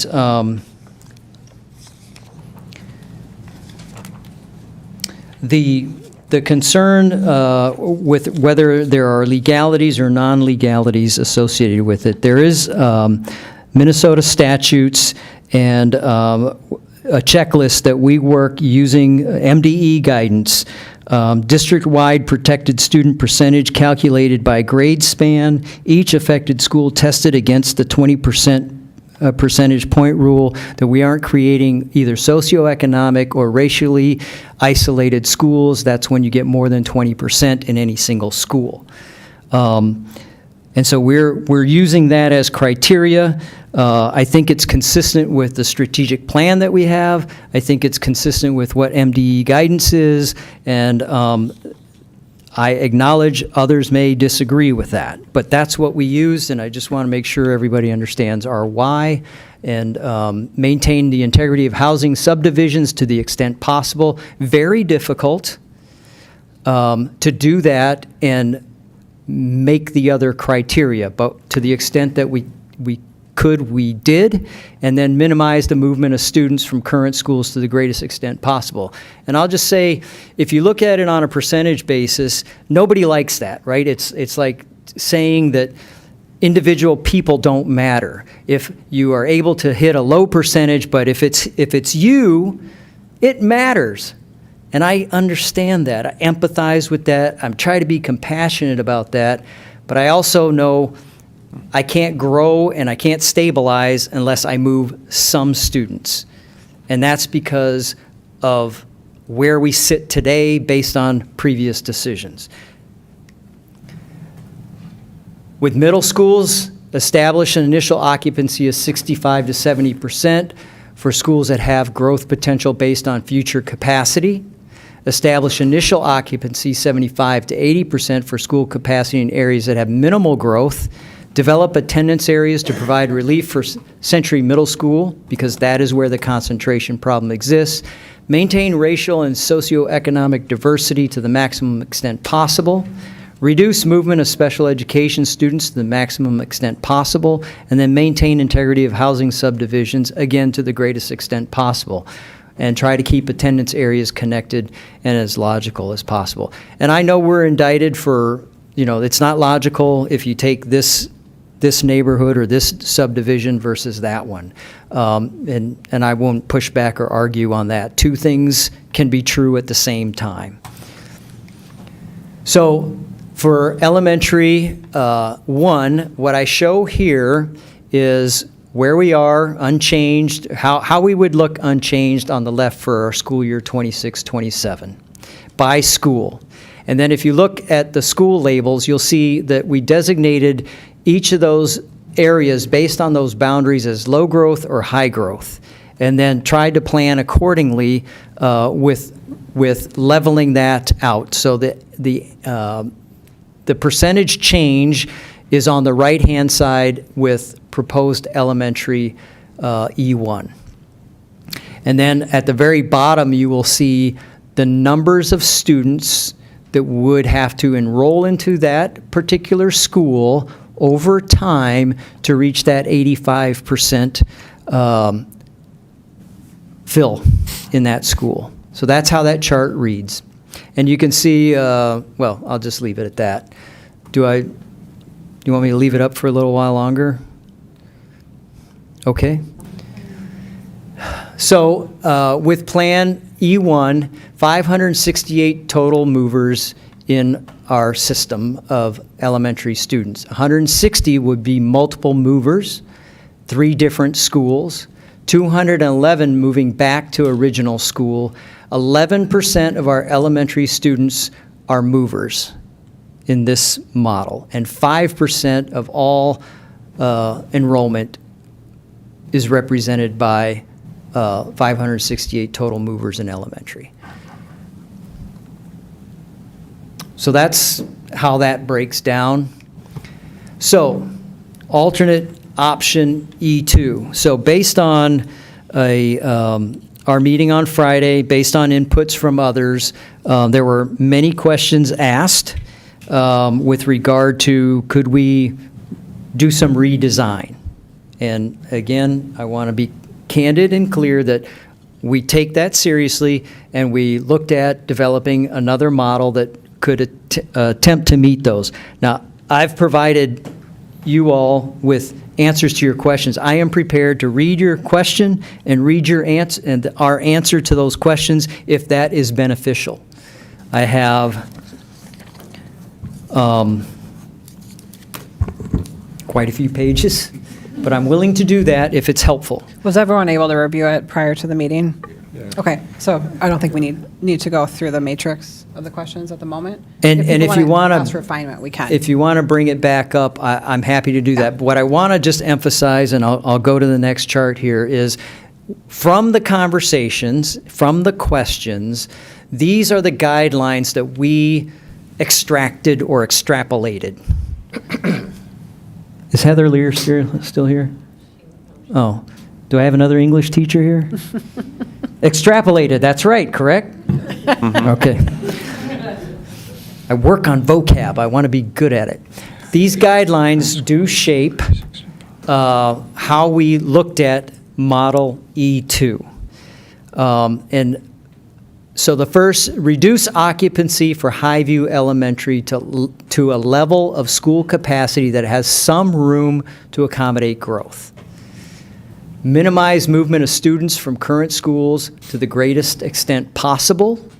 Maintain racial and socioeconomic diversity to the maximum extent possible. Reduce movement of special education students to the maximum extent possible. Maintain integrity of housing subdivisions to the greatest extent possible. And keep attendance areas connected to the logical setup that we possibly can. So that's what we extracted from the conversation. So this is what we came up with. Elementary K-5 unchanged in 26-27 is on the left. That was the same chart you saw with E1. And then on the right shows you how we would look applying that criteria in this proposal. So Christina Huddleston Elementary would be at 61%, Cherryview at 78%, Eastview at 79.9, almost 80%. Highview we'd bring down to 75.3%. JFK 77.2%. And then Lake Marion at 80 and Lakeview at 82. Oak Hills at 75 and Orchard Lake at 76. I think that's 76.8. Can you help me out, Brian? Or Director Thompson? Is that 76.8? Yeah. Okay. One thing I can't do at my advanced age is see, even with my glasses on, very well, and I apologize for that. But that's what we would start our next school year at. And then where you see high growth and on some of those schools, that what that means is we're in short order going to we're going to probably exceed 85%. I can't tell you with definition that in 1 school year, 1.5 school years, what occurs there. But that addresses some of the concerns about a phase-in process, right? So phase-in would be executing or implementing on this model and then right away continue to be in boundary adjustment discussions for our school system. For us internal, we could call it phases. For I think the community, it's just, okay, you're in another boundary change. And I just, there's a difference between what we see and know and how our community assimilates or sees that, and those are differences, right? And it's okay, but it's still, how does it, what are the optics on that? So we can do that. That would be manageable. It will not solve our long-term problem. It will not stabilize us in terms of boundary adjustments. So I just want to emphasize that aspect of this model. It has 185 total movers. You can see that's considerably less. 153 multiple movers, that's less. 32 moving back to their original school. 3.6% of our elementary students would be impacted, and 1.5% of all students of our student body would be represented by that. So that model, I think, does answer a lot of the questions and concerns. It focuses on Highview in the elementary concentration problem, but it does not set a condition for us to not be right back in the boundary change mode. Dr. Baker? I just want to reiterate that one of the things that we've been receiving over emails is the implication of multiple movers. And when I look at this plan comparatively to the other one, we had 160 multiple movers in E1 and 153 multiple movers in E2. So while it does decrease the amount of students that are moving, for students that are multiple movers, it's relatively the same. Correct. Director Swanson. And just to be clear on that one, it's because it's a Summerlin neighborhood, right? My understanding is the district has looked multiple times at different options and how we can address that and not have them be multiple movers. But in E1, they're moving, and in E2, it's the same exact move, right? Yes, and I'm going to ask Douglas to explain that, because I'm sensitive to the concerns that have come with regard to that. I've looked at trying to find a different way. So Douglas, if you would. Thank you. Good evening, board and staff and community. Thank you for this opportunity. So in answer to the question, yes, it's because of the Summerlin and the Crescent Ridge, and up to the north, the Highview Ridge, as well as the, I'm blanking on the other one, on the north side there going to Cherry View. Those are all areas that were moved into Highview, and because of our previous, what we call tapestry model or fruit salad model, the west portion of Summerlin went to Cherry View. The east portion went to Eastview, and the two on the north side went to Oak Hills.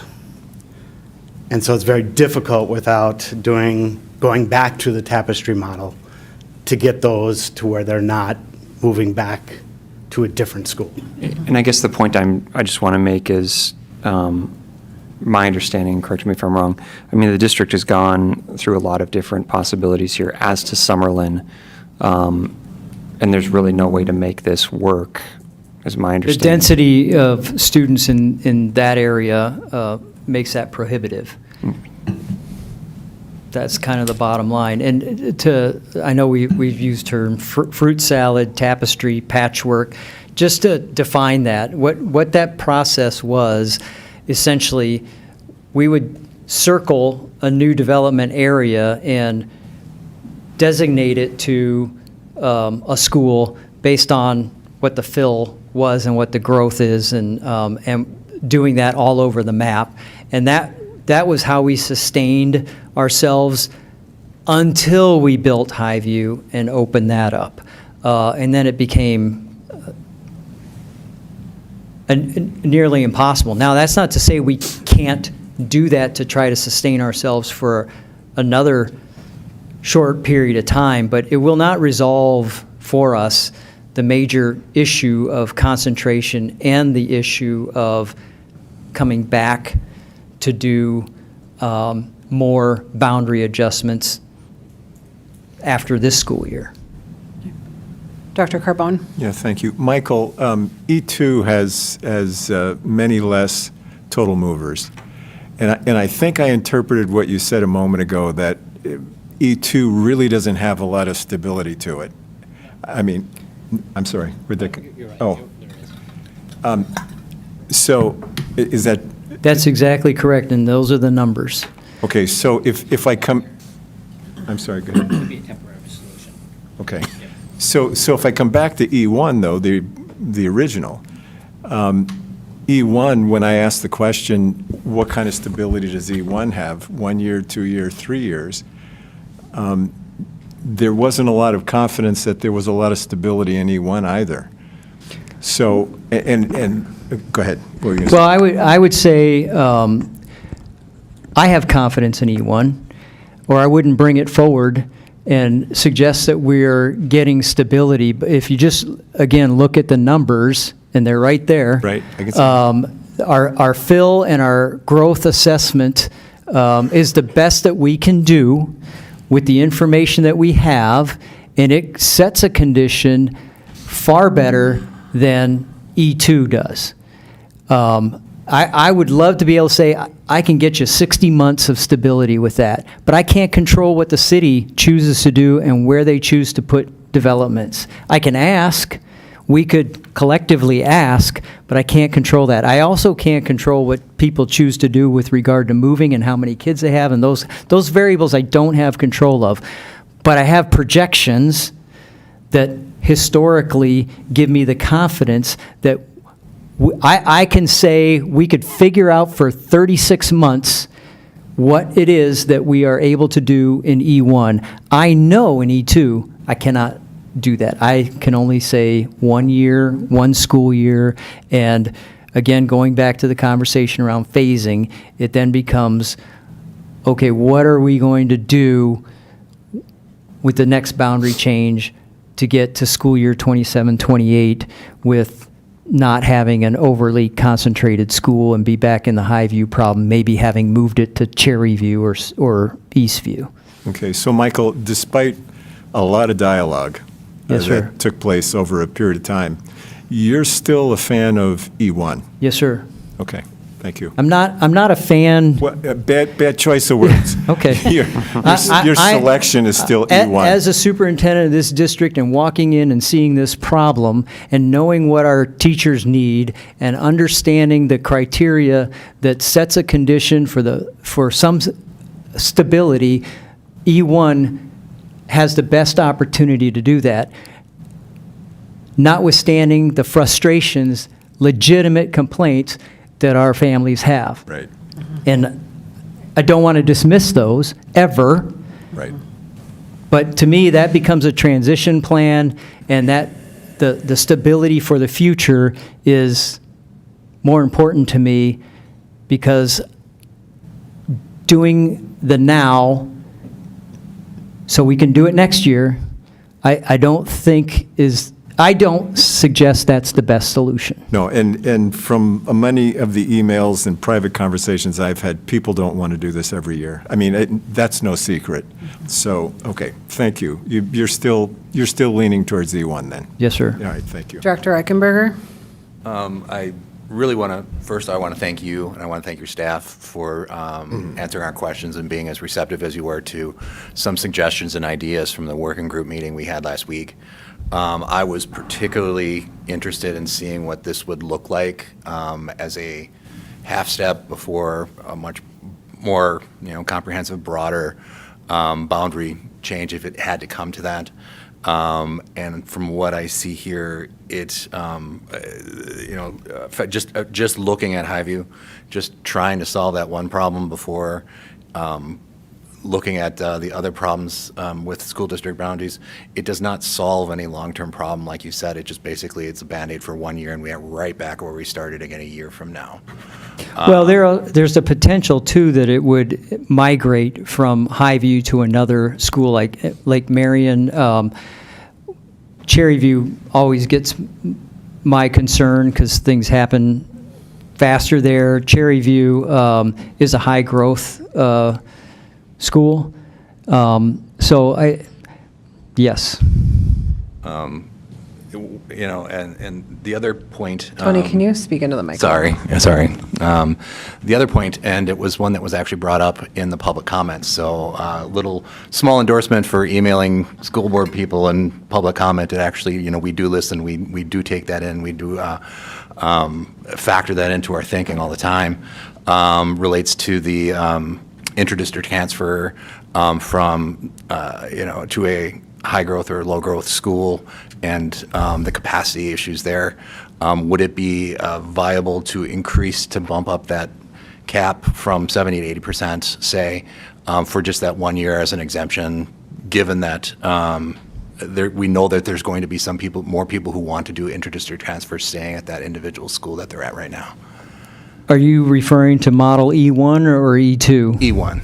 So with E1, sorry, I have to go back because these are the numbers that matter. We have control of intra-district.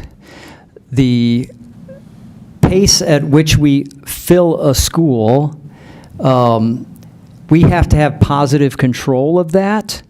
And I think there was a critique of, intra-district, if it's low growth, there was somebody who criticized that, and they're not wrong, because if we don't keep positive control of that and keep these numbers stable, we run the risk of creating a concentration problem again. We would be able to look at that and moderate it, I guess, or calibrate it accordingly. But I don't want to tell our community, wherever you want to go. I was in St. Paul schools. They have no boundaries in St. Paul schools. They absorb that by transportation costs that are far, far greater than we would even be able to afford in our budget. So we have to have the calibration control over that. So moderately, we can do that, but that's the best answer I can give you looking at these numbers and trying to control that fill over years. Backwards mapping that and saying, at this school, can we risk going maybe higher for a year and then back down? That would be positive control. We could assess that. And it would be within the current intra-district guidelines or priority language that we operate off of today. Thank you. Great. Director Swanson? I did have a question regarding one of my RFIs, and we talked about it last Friday. The idea of, hey, if we take E1, for instance, and we have schools that are, below the threshold, can we, allow kids to matriculate through their current elementary school? And then that area just becomes whatever the new zoning is, right? And then there was an issue of cost. What would it cost, to have the additional bus stops? And the numbers that were provided for the cost of the bus just appear to be related to the number of students. Is that how the district calculated that? If we have, for instance, 53 students would be one bus, 21 maybe another bus, 127 kids would be two buses.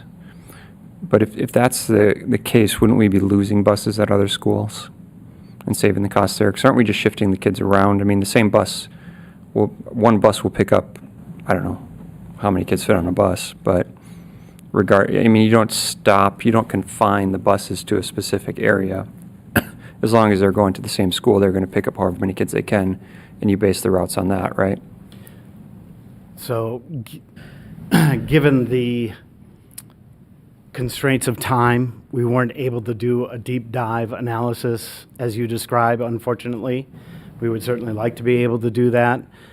Given those time constraints, we gave it the best estimate we could in consultation with Dave Moore, our bus company representative, so that in the time given the number of students, this is what the estimate would be. Because, realistically, you'd need more stops, right, is what you'd need. We need more stops. We would have to look at the routing based on the kids, where they live, and it would not be no cost. Our estimate was at a total of $560,000 when you put together the 116 grade 5 movers and the 285 siblings, which was another element of this that was not asked, but we understand too that if you move a student, a fourth grader to fifth grade, which was I think the question, then I think necessarily you have to allow for the siblings, because now you're splitting the household to two different schools. So. But again, I mean, we don't know what the cost is. I mean, that number is based on That just number of number kids, is the number based of on the buses, number of right? kids. That's correct. Yeah. Director Anderson? I also want to thank everyone, both of you, as well as your team, for answering my many, many questions. So I guess I want to clarify, just for myself and for the public, is this E2 model a partial implementation of the E1 plan? It's totally different? It's totally different. Well, it's totally different in the sense that it's solving the high view problem, but it's not moving anybody else anywhere else. Well, that's E1 moves other kids in other neighborhoods and redraws boundary lines. The boundary lines are focused on high view in E2. If I'm misstating that. So I guess I'm wondering, like, if the majority of the students moving were the Summerlin, Crescent Ridge, so that is like part of the plan that is E1, right? That's like Yes. the majority of the students.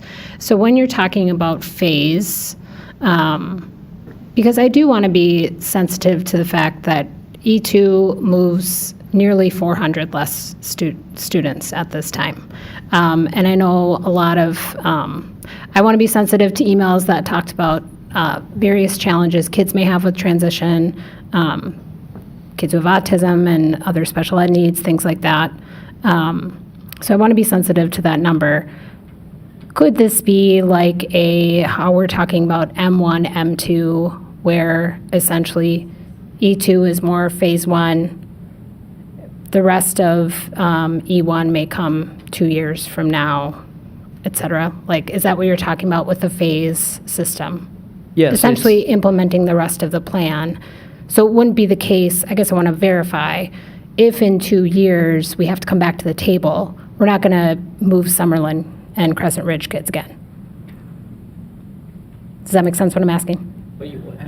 I think you probably would. I can't definitively say that. What I can definitively say is you will have concentration that will occur most likely in your high growth areas that you'll have to mitigate through boundary adjustments or doing the patchwork scenario. One of those two things would have to happen.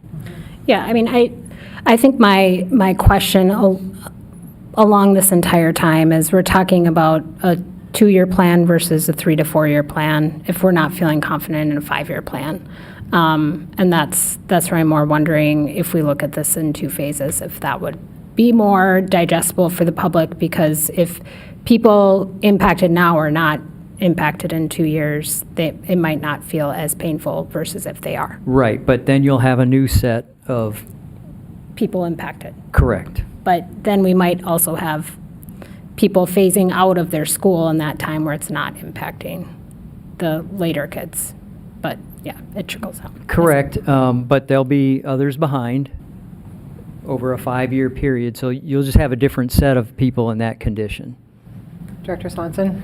Yeah, I mean, I'm tracking with what you're saying, Carly. E2 is part of E1, but it's just one component of it, and that's what you're saying. Like, E1 could still be the goal, right? But are we getting there over 2 years? Are we getting there over 3 years? And I guess the question is, what is the value, to families in the district to have 1 more year in the current school? Except for Summerlin, unfortunately, right? And it's a good question. I mean, that I think the board should consider. Is there value? I mean, we're one more step removed from the last major boundary adjustment, so it's not as many moves and as few of years, but Great. Director Thompson? Yeah, I appreciate the E2 design. I think how I am seeing, how I'm interpreting that again, back to what you were saying, is that it is part of, it is similar to E1, but, right, it's how I, okay. I was envisioning E2 would be just the Band-Aid version, which is what we discussed on Friday, where we would just move the Pinnacle reserve area, which is about 150 students, into Cherry View, and that was it. So only 2 schools would be impacted, Highview and Cherry View, which could feed into the longer term vision. But E2 seems like one of those where it's not a long term fix. If you can do a long term fix, you're better off with E1. But I'm personally not aligned with the E1 designs, but that's a separate conversation. I know that we talked about it on Friday. That did you run any numbers on what that? On Friday's discussion, where we just moved Pinnacle and that was it? Like, where did we land? Because Highview and Cherry View would be the only 2 schools that would be impacted in that respective move. Yes, sir. I believe that's in the appendix of the document that was shared with you. Okay. And there are, within there, I'm going off of memory, it's 191 total with all 3 subdivisions, the Pinnacle and then the 2 above Pinnacle Reserve. And moving all those into the Cherry View area would bring it up to over 85%. Go ahead. So when you say the subdivision, are you talking all 3 subdivisions across the that tree line? And so you got 191 kids, not 150 that we discussed on Friday. Because I thought we discussed on Friday it was about 150 kids versus 190. Okay. So yes, in the appendix here, the Pinnacle Reserve has 89 current students in there. It would bring Cherry View, I'm sorry, I overstated, 79.4% if we move all of those students in there, which would leave little room for growth and would decrease Highview to 373 students with only 53% occupancy. I'm gonna have to. I'll pause and look at that. Any other questions right now? Michael, do you want to proceed? Sure, thank you. Okay, middle school. All right, this thing, back to having trouble. Middle school. So on the left is middle school 6 through 8, unchanged in 26-27. So if we don't do any adjustments, Century would go to 102.7%, Kenwood at 85, and McGuire at 80.5. With the middle M1, 92.7 is where Century lands, Kenwood at 88.3, and then McGuire at 87.3. So all of those are very full.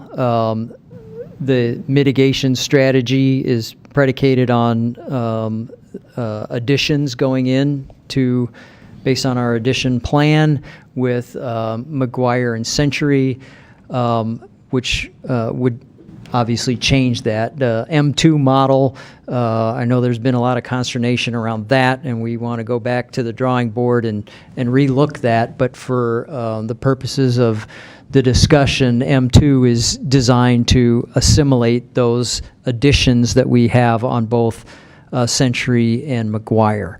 So that's the objective there, which would then bring us into tolerance, or we'd be able to lower our overall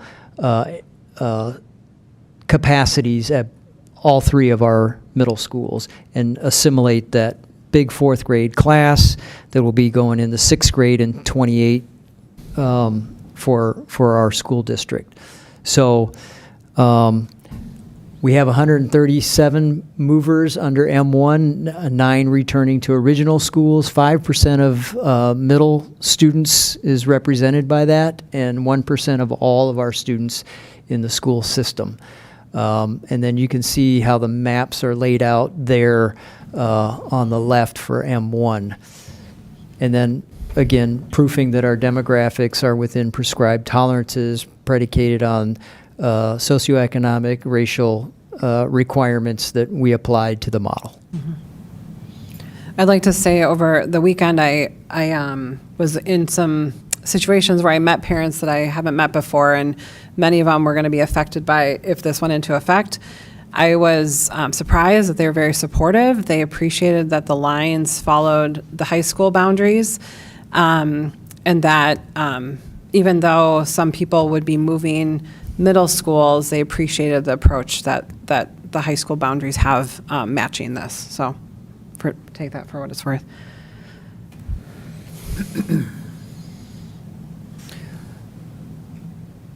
So elementary, so I think there were questions around transition, and I do want to address that. Is it okay if I move ahead with that? Go ahead. Schools, we as a school district, and our principals, they understand transitional management and administration in our buildings, and they do a great job with it. If you've been to any of the activities, and I would say if you go watch how they handle kindergarten, that's a good indicator. But schools are going to work to ensure that all the new students and families feel welcome, valued, and in a space where they can succeed. We have good schools across our system. All families are going to receive an email that's going to welcome them. It's going to include new school information. During the school day, principals are going to go visit with their new students in their current school, so where they're at now. Each school is going to host a Meet Your New School event in May, and this will include tours and parent information. We'll provide alternate options for our students with sensory needs, which, that's an important element of anything that we're doing with our students. A caregiver transition guide will be created to help parents and caregivers support their children. Principals, counselors, teachers, and case managers, obviously when appropriate, will collaborate regarding the needs and the classroom placements for transitioning students. We also know that social relationships are important, and friendships and social needs will be considered as they are for all of our students. And then schools are going to host an open house or curriculum night for all families in August, September, and families who are new to the school will be included. Post-transition, so after we get rolling, each elementary school is going to host an all-family engagement event. Counseling support will be available to students, and then homeroom teachers will be aware of any transitioning students and monitoring for support needs that our students have. In our middle school, very similar.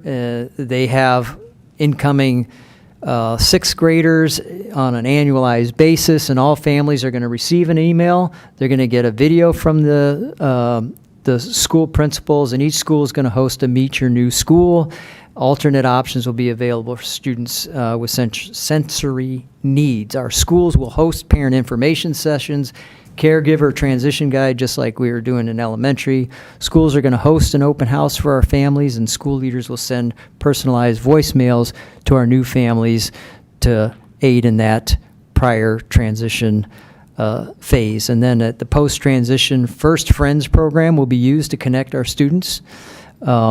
Advisory teachers and all team teachers will be aware of any transitioning students and monitor for their support needs, and then counseling support will be provided to our students who are in transition.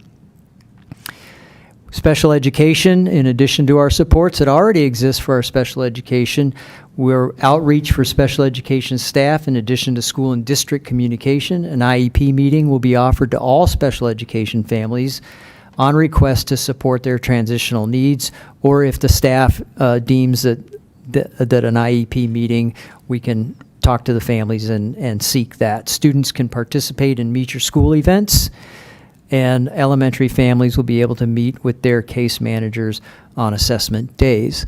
So post-transition, our case managers will support students and monitor for their needs. Our students will receive specialized services integrated with First Friends, and that's a program that our middle schools run, and then families will be integrated into all family events and school activities.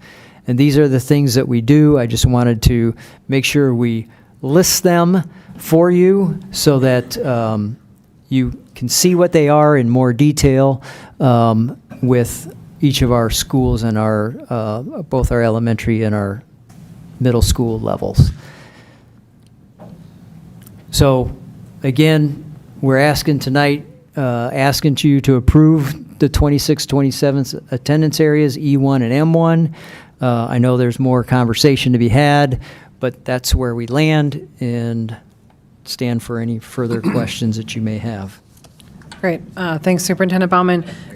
Yep, before we launch into that, I think it seems like we have two options to kind of discuss tonight. Do we want to pursue kind of the long-term plan as been recommended by the district and the team that has put this together, or are we interested in a more phased approach where we would only do E2 with the goal of eventually getting to like an E1 model? So I think that's our objective. But I realize there's a lot of discussion that needs to happen before we get there, most likely. Also, if there are questions that Superintendent Bauman and his team answered in the document, but you want further clarification or more details, feel free to bring those up. So with that, Director Thompson.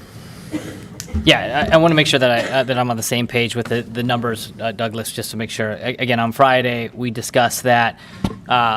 I shared that the enrollment numbers for all of our elementaries were not at capacity, and there's actually plenty of room for potential growth.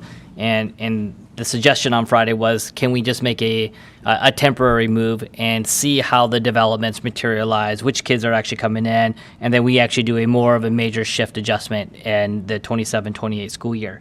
On Friday, I suggested that in Highview area, we would, there is a creek / forest or a bunch of trees that go diagonal within the Pinnacle Reserve area.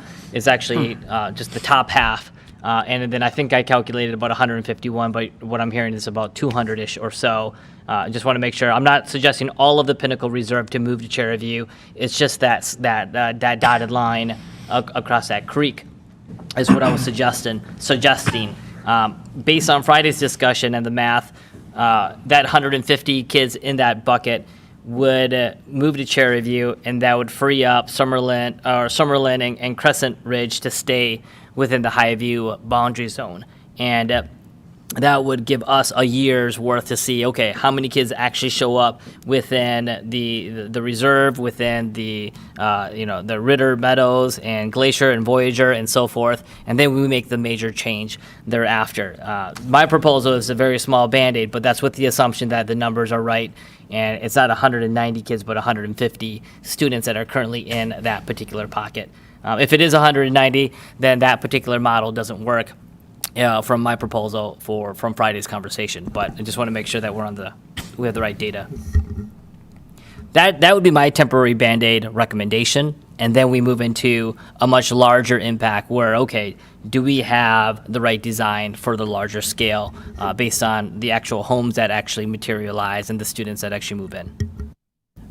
So I think if I'm understanding things correctly, Director Thompson, that scenario was run, but it didn't create enough reduction. But Douglas or Michael. Well, that's correct, and Okay. and so again, I'll just say this: if we want to solve the problem for the upcoming school year, we could do that, or we could do the model we recommended, E2.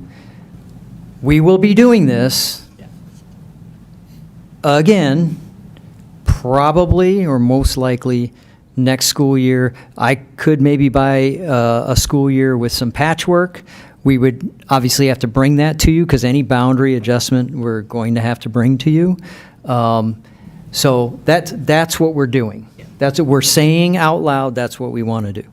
Great. Director Anderson? Is that based on the Castellano neighbor, and I forget, Autumn, what's it called? Is that based on those neighborhoods developing, or where does that clear bubble with capacity happen? that you're expecting? Castellano and Dr. Autumn. Thompson. Yeah, in the Highview area, you've got a bunch of homes that are already built within Castellano, and Castellano actually has a top half and a middle half in the current design. The top half goes to Highview, and the bottom half goes to Eastview. The recommendation in our proposal on Friday was the bottom half would be zoned to go to Highview, so that that neighborhood stays intact. The neighborhood that would be to the west of Highview, Autumn Hill, is currently zoned to Eastview. Let them stay at Eastview. And again, the whole intent of this minor Band-Aid, temporary, whatever scenario that I'm suggesting is to let the parents and the students that have already moved a year and a half ago or 2 years ago to just have them stay in their current location for a 3-year term, knowing that next year we will make a move and knowing that those students will move. But it minimizes the amount of 3-time movers throughout the course of the past, the 3-time movers that have moved in their elementary years. Again, the only change that I would propose is to have the Pinnacle location, assuming if the number is accurate, that would be the only one that would move in this temporary Band-Aid. But again, acknowledging that we will have to make a major shift next year and acknowledging we're going to leave things as is for a 3-year term and then come back and revisit. So I think, Director Thompson, to that point, I think what the district tried to do with E2 is think about your idea, and I think others, of how could we phase this. Their proposal is just that your particular lines with Pinnacle don't meet the objectives, but that these do. So they're still not moving, they're only moving Highview kids out, right? That's like one of the main concerns that we have. It's just a different group than what you are thinking of moving. Is that, am I correct on that? I'm afraid I wasn't paying close No, attention to that's what you fine. were saying. I apologize for that.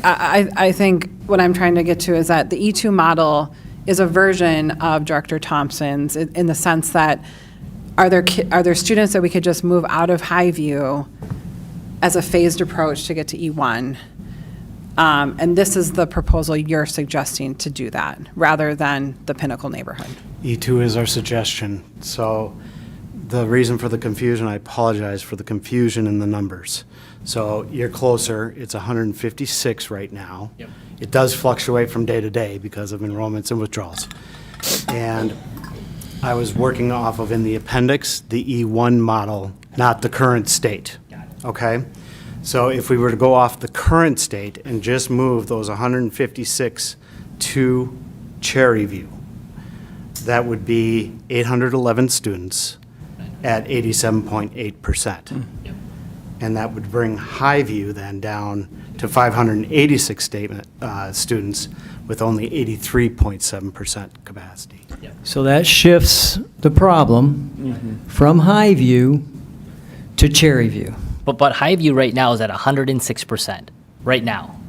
And so, again, our goal, if we agree that 85% is kind of like it's full, 87% is much significantly better than 105, and then getting Highview down to 85%. Like, it solves the problem it solves the immediate problem, and it gives the board a longer runway to decide, okay, how do you want this to go? Let's look at the rest of the developments to see if they materialize. And because again, I'm not aligned. Like, personally, I'm not aligned with the little part of Oak Hills that got cut off of IPAVA. And so, like, there are some miscellaneous things that I'd like to go double check. But if we're rushed to make a decision, the immediate Band-Aid would be what I'm suggesting. 87%, 85%. And then all of our schools, leave them as is. All of them wouldn't be adjusted at all. Mm-hmm. I think, we'll go to Director Baker in a second. I think, given Superintendent Bauman's outline of how we got to where we are, this has been a multi-year process with data forming the decision that we're getting to tonight. I don't want people to feel rushed, of course, but I also want people to know that this is informed by more than just like the last month, right, of conversation. And ideally, the objective is to make a decision tonight, not to redraw boundaries or move lines. And so if E1 or E2, just to talk about elementary, is unsatisfactory to the majority of the board, then we can have that discussion. But if the majority of the board feels like one of these options is a good solution, I would encourage us to move towards that if people agree. Director Baker. I was just going to, Chair, question what our intent for the discussion was, because the way that you framed it, and you did a great job just clarifying that, was that we were talking about either E1 or E2, not different models, because we could sit here all night and tweak the different models and make different things and still would end up without a decision. So I appreciate your clarification on that. So I'm understanding that we're just going to discuss E1 or E2 and make a decision if there's a majority of the board that feels that way. Is that correct? Correct. Okay. Yep. Director Thompson. So I want to acknowledge, like, this is what happened last time. We got a proposal, an E1 or a D1 or whatever it is, and the board didn't have enough time to provide feedback for the district to go back and make edits and bring it back. That was part of the proposal that Teamwork shared that the board would be involved in. They're going to make designs, they're going to come back to the board, we'll give you a couple of proposals, and then we want your input, because the board is the one that makes the final decision, all right? We are the ones that get in trouble when the boundary is wrong. And then we give our feedback to the district and say, all right, go back and iterate and bring it back. It's very much like a product development life cycle. If product is developed, we demo it, we make edits to it, and then the development team makes edits and they come back. And so what happened last time is that we got two proposals and we had to make a choice. And this is where we landed. Again, I'm not suggesting that the proposals are 100% wrong, but the board needs to be able to provide feedback, and we're doing the exact same thing that we did 2 years ago. Can I respond to that? Because that's not exactly 100% correct. Go ahead, Director Baker. As the board, we were given two proposals, and we started, again, looking at some of the emails we were getting and making adjustments to the proposals that the district gave us based on feedback that we received. So the original proposals that the district gave us is not what the board went with. We made adjustments to those at the board table like we're doing right now, and now we're sitting here again. Now I agree with Superintendent Bauman, we can't predict how the enrollment's going to increase, but when I look at E2, I've got 5 buildings there with issues. I see the undercapacity one as an issue too, because we're paying the same utilities to run that building as we are the other ones, and we are way under capacity in that, and it's a low growth building, so it's not going to grow. I see the other ones that are high growth buildings, especially Highview and Cherryview, needing only 60 kids to, again, be within that situation. And that could happen over the summer with the growth that happens. So to me, that's not us solving any of the issues that we're having right now. And I do feel like if we have to sit here at the table again next year and have boundary decisions, no one's going to be happy that we maybe saved their kid from moving this year and then they have to turn around and move them again next year anyway. So I caution the board from making decisions based on some of the trying to tweak these proposals, which is why I was trying to ask, like, are we voting on E1 or E2? Or are we sitting here tweaking and making our own proposal? Because yes, that is what happened last time. We tweaked the proposals that the district gave us, and yes, now we are sitting here. Director Anderson? I largely agree with what you just said, except I feel like the tweaks actually came to us from the administration based on the community feedback that was very robust. So I don't remember us saying, move these things or that. It was an iterative process with community input. We have all these meetings. I'm not saying it's a right way or wrong way to do it, but I just want to I don't think we were tweaking lines. It was like, this was the feedback from the community. And in retrospect, sometimes maybe it's just going with the data originally by Teamworks would have been the, best decision, but hindsight's 2020. I think also with this process, we have seen from like the December meeting until now, even though it's still being called E1, that the district has listened to feedback from this table, feedback from community members, and it is a different proposal than what was presented at December 16th to try to accommodate more of the concerns. And so I just want to point that out. Director Swanson. Yeah, Director Thompson, I appreciate what you're trying to do, and I just so I'm clear, you're pointing at the pinnacle because then they're not multiple movers, right? I believe they were multiple movers Okay. from the previous one, but it's just a small group that we would be moving, and then no other elementary school would be impacted for at least 1 year, and then we have a longer runway to make decisions, and folks would have 3 years in their current state. Because it seems like E2 would do that as well and would push us towards the E1 goal is kind of what I'm looking at.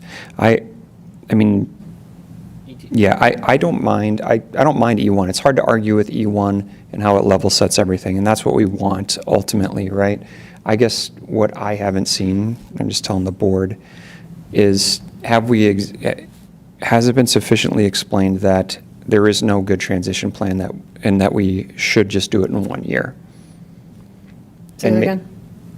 I guess my hesitation is I'm not, like, again, I like E1. I like where it will get us. The question is, how do we get there, right? And I haven't seen necessarily the defense that it can't be done in more than one phase. I mean, I think this board should have a plan in the very near future, like this is where we're going to, and this is how we're going to get there. I wouldn't want to push this off until next year, even if we do E2 tonight. I mean, we should continue to have discussions so we know what we're going to do in the years to come, even if we're going to say, okay, this group's moving next year, this group's moving that year.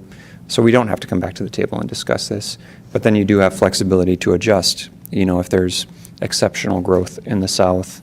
And I guess my question, similar to the busing question, I don't know that we've exhausted our options and questions as it pertains to why we should do it now necessarily as opposed to phases. Mm-hmm. And again, I would also question whether or not we need to make the decision tonight versus in 2 weeks, given that our staffing doesn't get posted until later in February. Well, the posting process, I think I tried to share this in the information I gave you.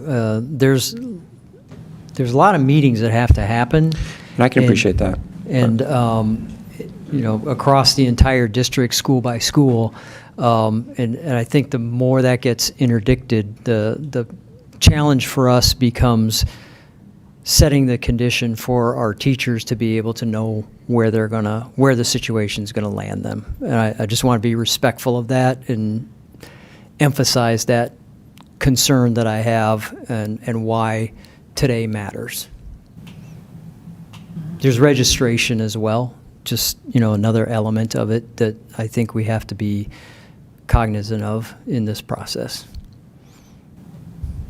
Great. With that, is anyone interested in pursuing one of these options, or go ahead? It looks, Director Carbone, do you want to? Not to put you on the spot, I see you thinking. Yeah, no, Michael, my question is, last year we had a set of variables that are moving, and you're trying to pin those variables down and come up with a plan that's going to work for some period of time. And it appears that last year, for whatever reason, didn't hold. This year, again, we have a set of moving variables that we're trying to put a plan to and hopefully get some longevity out of. And there have been discussions or comments about let's do half now, half later, or let's do one thing and do it later. But my question is, later is still going to be different variables that are all moving, and we're going to have to try and put a plan on it. If all the variables would stay static, and 6 months or a year from now, we had the same variables, and we could look back and say, good idea, bad idea. But because the variables aren't going to stay static, aren't we going to be in the same pickle 6 months, a year from now than we are right now? Well, these numbers tell me no. Not 6 months, working in school years.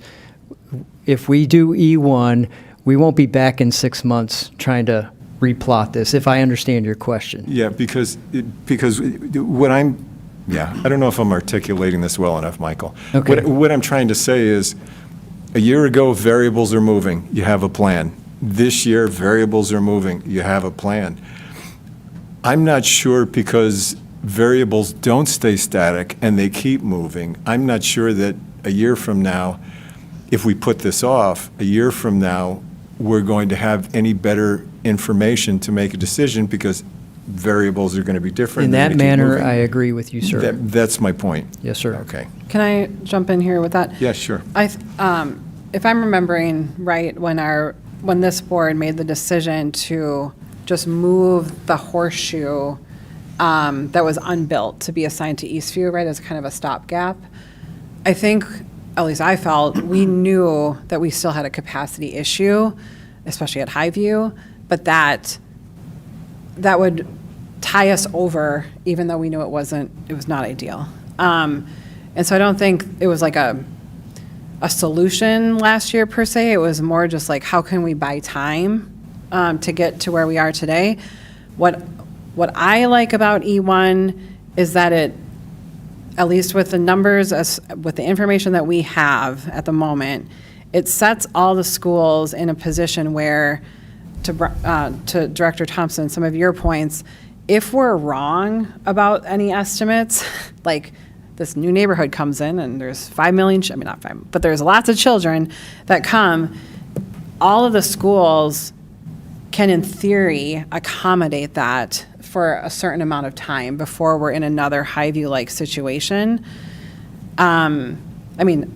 We're not sure how long that is, I realize, but with E2, and I appreciate E2 too, I don't want to move kids more than we need to, but I feel like having Christina Huddleston sit way in the 60% when we have other schools approaching the maximum capacity, and that's not even considering any new enrollment that might come in between now and next fall. I just worry that we're going to, I do think this conversation over and over and over again at this table isn't the best for public support. It's not best what's for students. It's definitely not what's best for staffing schools. And so I can get behind either plan, but I really appreciate that a robust team from the district is proposing E1, who know the data, who's ran countless scenarios, and this is the one that they're bringing to us. So I can appreciate both perspectives, but that's where I'm at right now. Director Baker?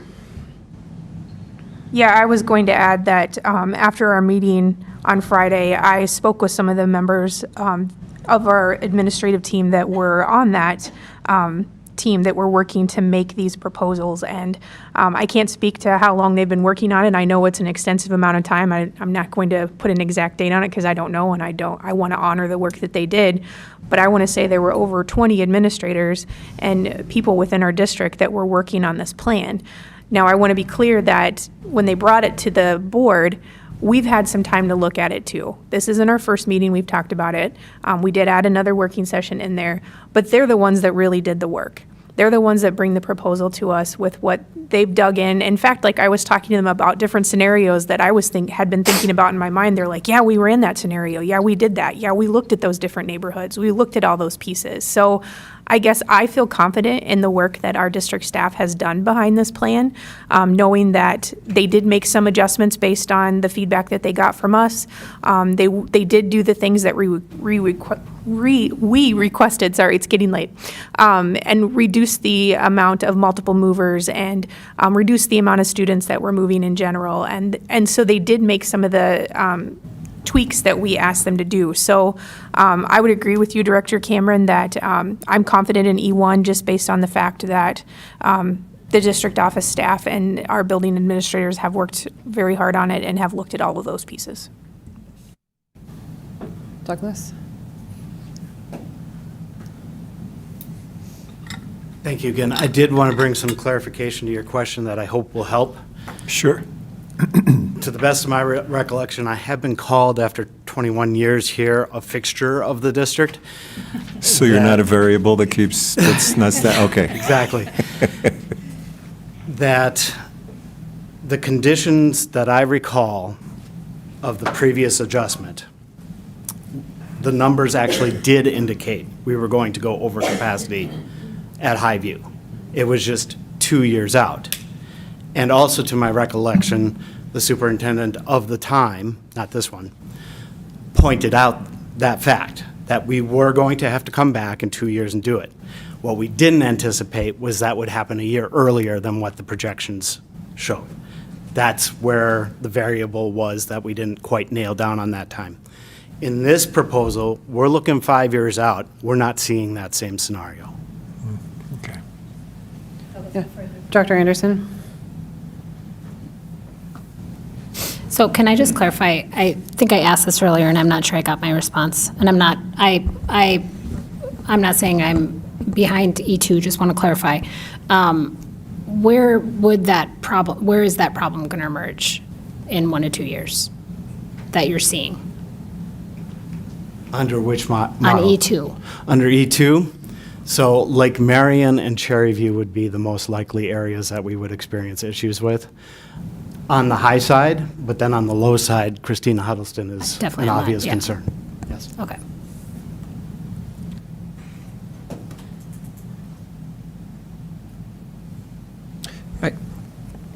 Dr. Swanson? Yeah, I had a question. Sorry, Douglas, now that you've walked all the way over there. I mean, a problem in a year or a problem in 2 years?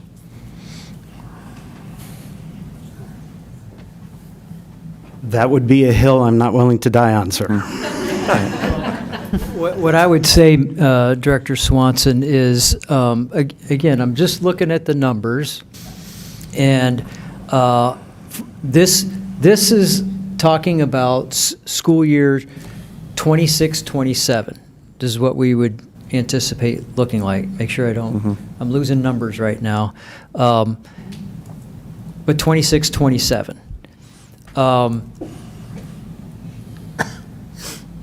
There is the potential, if the board wanted to do patchwork, that is, a new development is in the Highview area. And we say, in an extreme case, I'm just for illustrative purposes, did I use that word right? Okay. For illustrative purposes, we get a neighborhood or a development in Highview, and we take it, those students, and we move them to Orchard Lake. Now, we won't do that, but just for illustrative purposes. You start getting into that till you're at a point where you have a concentration problem again. Is that something we can do for 2 years, 3 years? That's a question mark that I truly can't answer. But we have done that in the past. So I forget who asked the question. I think it's Director Swanson. So I mean that's an opportunity as well. But that's going backwards to what we've done in the past. That's not addressing bringing a 9th elementary school online. But it buys you time. We can buy time, and then the question becomes, well, how much time before you're back at it again? That's kind of the challenge in all of this. And I'm not in favor of that. I'm not saying I'm in favor of doing patchwork again, but. Well, it's not. I'm not saying it's a negative solution. It's just we have to be willing to understand what that might potentially mean. And it's a smaller set of our community. Is it best for kids? All those kind of questions come into play. And I just want to be candid and clear about what we're saying and what we're not saying. Director Thompson? Can you go back to the E1 metrics? Sounds like E2 is dead, so let's just move that one off to the side. But with the E1 model, I think so for Cherry View, you've got 129 availability for growth, and so you've got the number 656, and just make sure that I'm on the same page with how you're calculating the 656. It's the number of students plus a growth factor of 1.0325 or something like that. Does that sound about right? Got it. And so then that means, all right, we anticipate 656 students there. Then you add on top of that where you think the growth is going to come. And so for Cherry View, you've got Glacier and Voyager, which has about 150 units, assuming 1.5 kids or something like that, and 46% of them are going to be in elementary. I'm targeting about 100 kids ballpark in Cherry View and Voyager. So you'd have capacity for Cherry View in that respect. For Highview, you've got a ton. You've got maybe 84 is what I'm thinking for Caslano and Autumn Hill that might feed into that. So you've got capacity. You've got 118, and then not including whatever might grow on the east side of Highview. I do have concerns with like Lake Marion having 104, just because it feels like you've got a lot potentially baked into that. You've got, and I think what I recall, do you have, is it Ritter that's aligned to Lake Marion, or so you've got Ritter, you've got Barris, you got Amelia, you got Cedar, you've got Kayla Crossing, and when I ballpark estimate that's like 300 kids that I see coming into Lake Marion, and we've got But room they're for, not coming in the same day. They're not coming in the same day. It's going to agreed, be over but time. they're going to grow. And those factors you have to take into consideration to some extent, because I don't want to be hyperbolic about I got 300 kids coming into Lake Marion. They're not That's gonna coming right happen away, next but year. Okay. there's development that's happening, and so I think the concern that I have is I see Oak Hills, Orchard Lake, and Christina, like, could we get them to 85? I mean, those are landlocked areas that we're not going to have any growth over there, and I guess that's an extra 100 kids that we could redistribute into somewhere else that might have additional growth, but that's, I don't know, a few thoughts. That's all. Our accounting for that is predicated on how much room we left or didn't leave. Yeah. And for me, like I mentioned earlier, what I like about E1 is that there's no school right at 85. So if we're wrong, right, it gives that a cushion, but it's still obviously filling the low growth schools much higher than the high growth schools. So Yeah. is there interest amongst this board in making a decision tonight on this?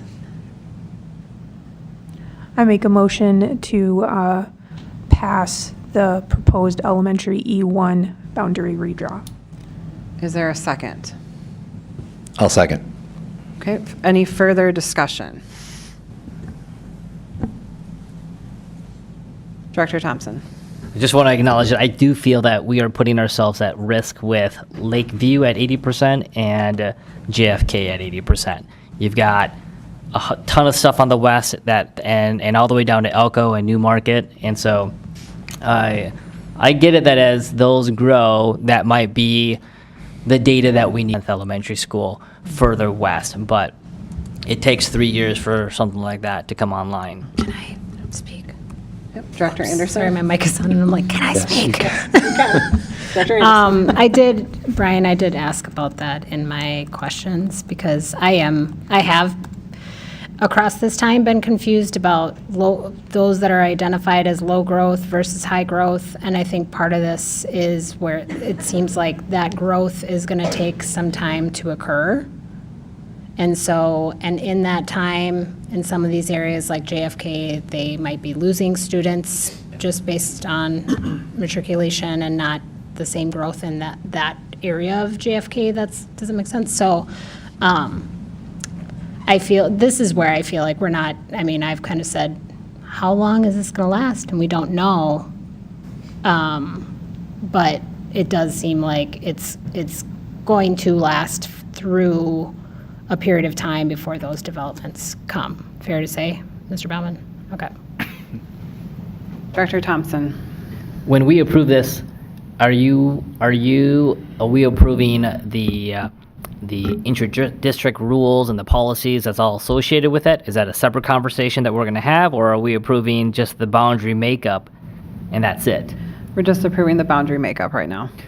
Well, yes, we can have a follow-on discussion about intra-district, and to that, I would say the same thing I said earlier, is we have to calibrate, and based on our guidelines,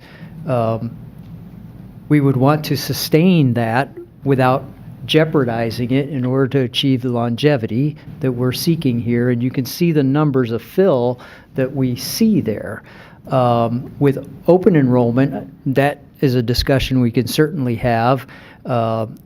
Condition setting for that is the compliance document we did today, and the conversation then becomes, do we need to modify that in our guidelines and instructions to our community while maintaining compliance with the law, and also understanding that the tertiary impact, second, third order effects, if you limit open enrollment as we currently have it designed, we may lose funding because families will make other decisions. And, quantifying that risk is difficult at best, but it is, not to mix metaphors here, but it's kind of like weighted grades and what's going to happen with PSEO and all those things. So we don't know, but our implied task and requirement is to monitor that and be able to articulate what that turned out to be. Any other discussion? Okay, we'll go to a vote. All in favor, we'll do voice vote first. All in favor? Aye. Aye. Any opposed? No. Okay, let's do voice vote. Can you do roll call? Kim, sorry, just to make sure.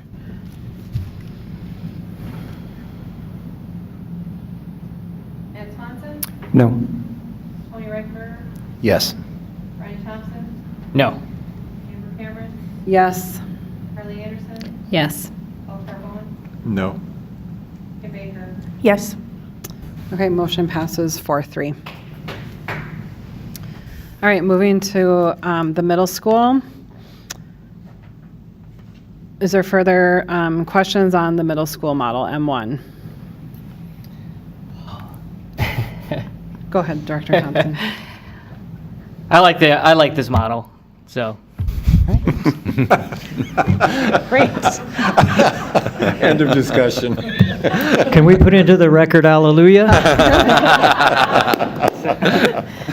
I make a motion to pass M1. Is there a second? I'll second it. Because Any further discussion? Yeah, go ahead, Director Thompson. Yeah, so when I look at M1, it's where we've got to transition 100 students out of Century in some capacity into another middle school. And if those Century students are generally designed to go to North, moving them to Kenwood is probably the appropriate path. So as I look at the map, Kenwood needs to just go further northeast, or just it's got to go clockwise. Is how I'm seeing that. But then if we add 100 kids to Kenwood, then we've got to move some of the kids out of Kenwood to move them to McGuire. So then all of the Kenwood boundary has to then go counterclockwise into McGuire, because those kids are going to go to South High School, is how I see it. So you're moving 100 kids from Century to Kenwood, then Kenwood's full, and then you got to move 50 kids out of Kenwood into McGuire, and again, then so that it's somewhat equal. Now, I'm not aligned with M2, but that's a separate conversation. Once we figure out what the levy results are and what that looks like. It is a solution for the next year, is how I view it as, maybe the next year, for the next 2 years. But I don't think there's really an ideal pathway where we grab more Kenwood kids. I don't think there was a pathway where the McGuire kids go north on the east side into Century and grabbing north kids where, the Brackets Crossing area, those kids go currently to Kenwood, but they're designed to go to South, and so having them go further into McGuire makes probably the best sequence for those students. And so there really isn't much of an option. We don't have an option. We really don't, is how I see it. So. Any other, Director Swanson? Yeah, I mean, I would agree. It's not a great situation to be in, but we have to move kids out of Century. That's just what we're stuck with. So yeah, I'm in favor of M1. Okay, any other discussion? Okay, all in favor of approving middle school M1 plan, say aye. Aye. Opposed? All right, motion passes 7-0. With that, we're at the end of our agenda. Could I get a motion to adjourn? Motion to adjourn. Okay, first by Director Carbone. Is there a second? Second. Second by Director Reichenberger. All in favor? Aye. Aye. Aye. Opposed? All right, we're adjourned. Thank you.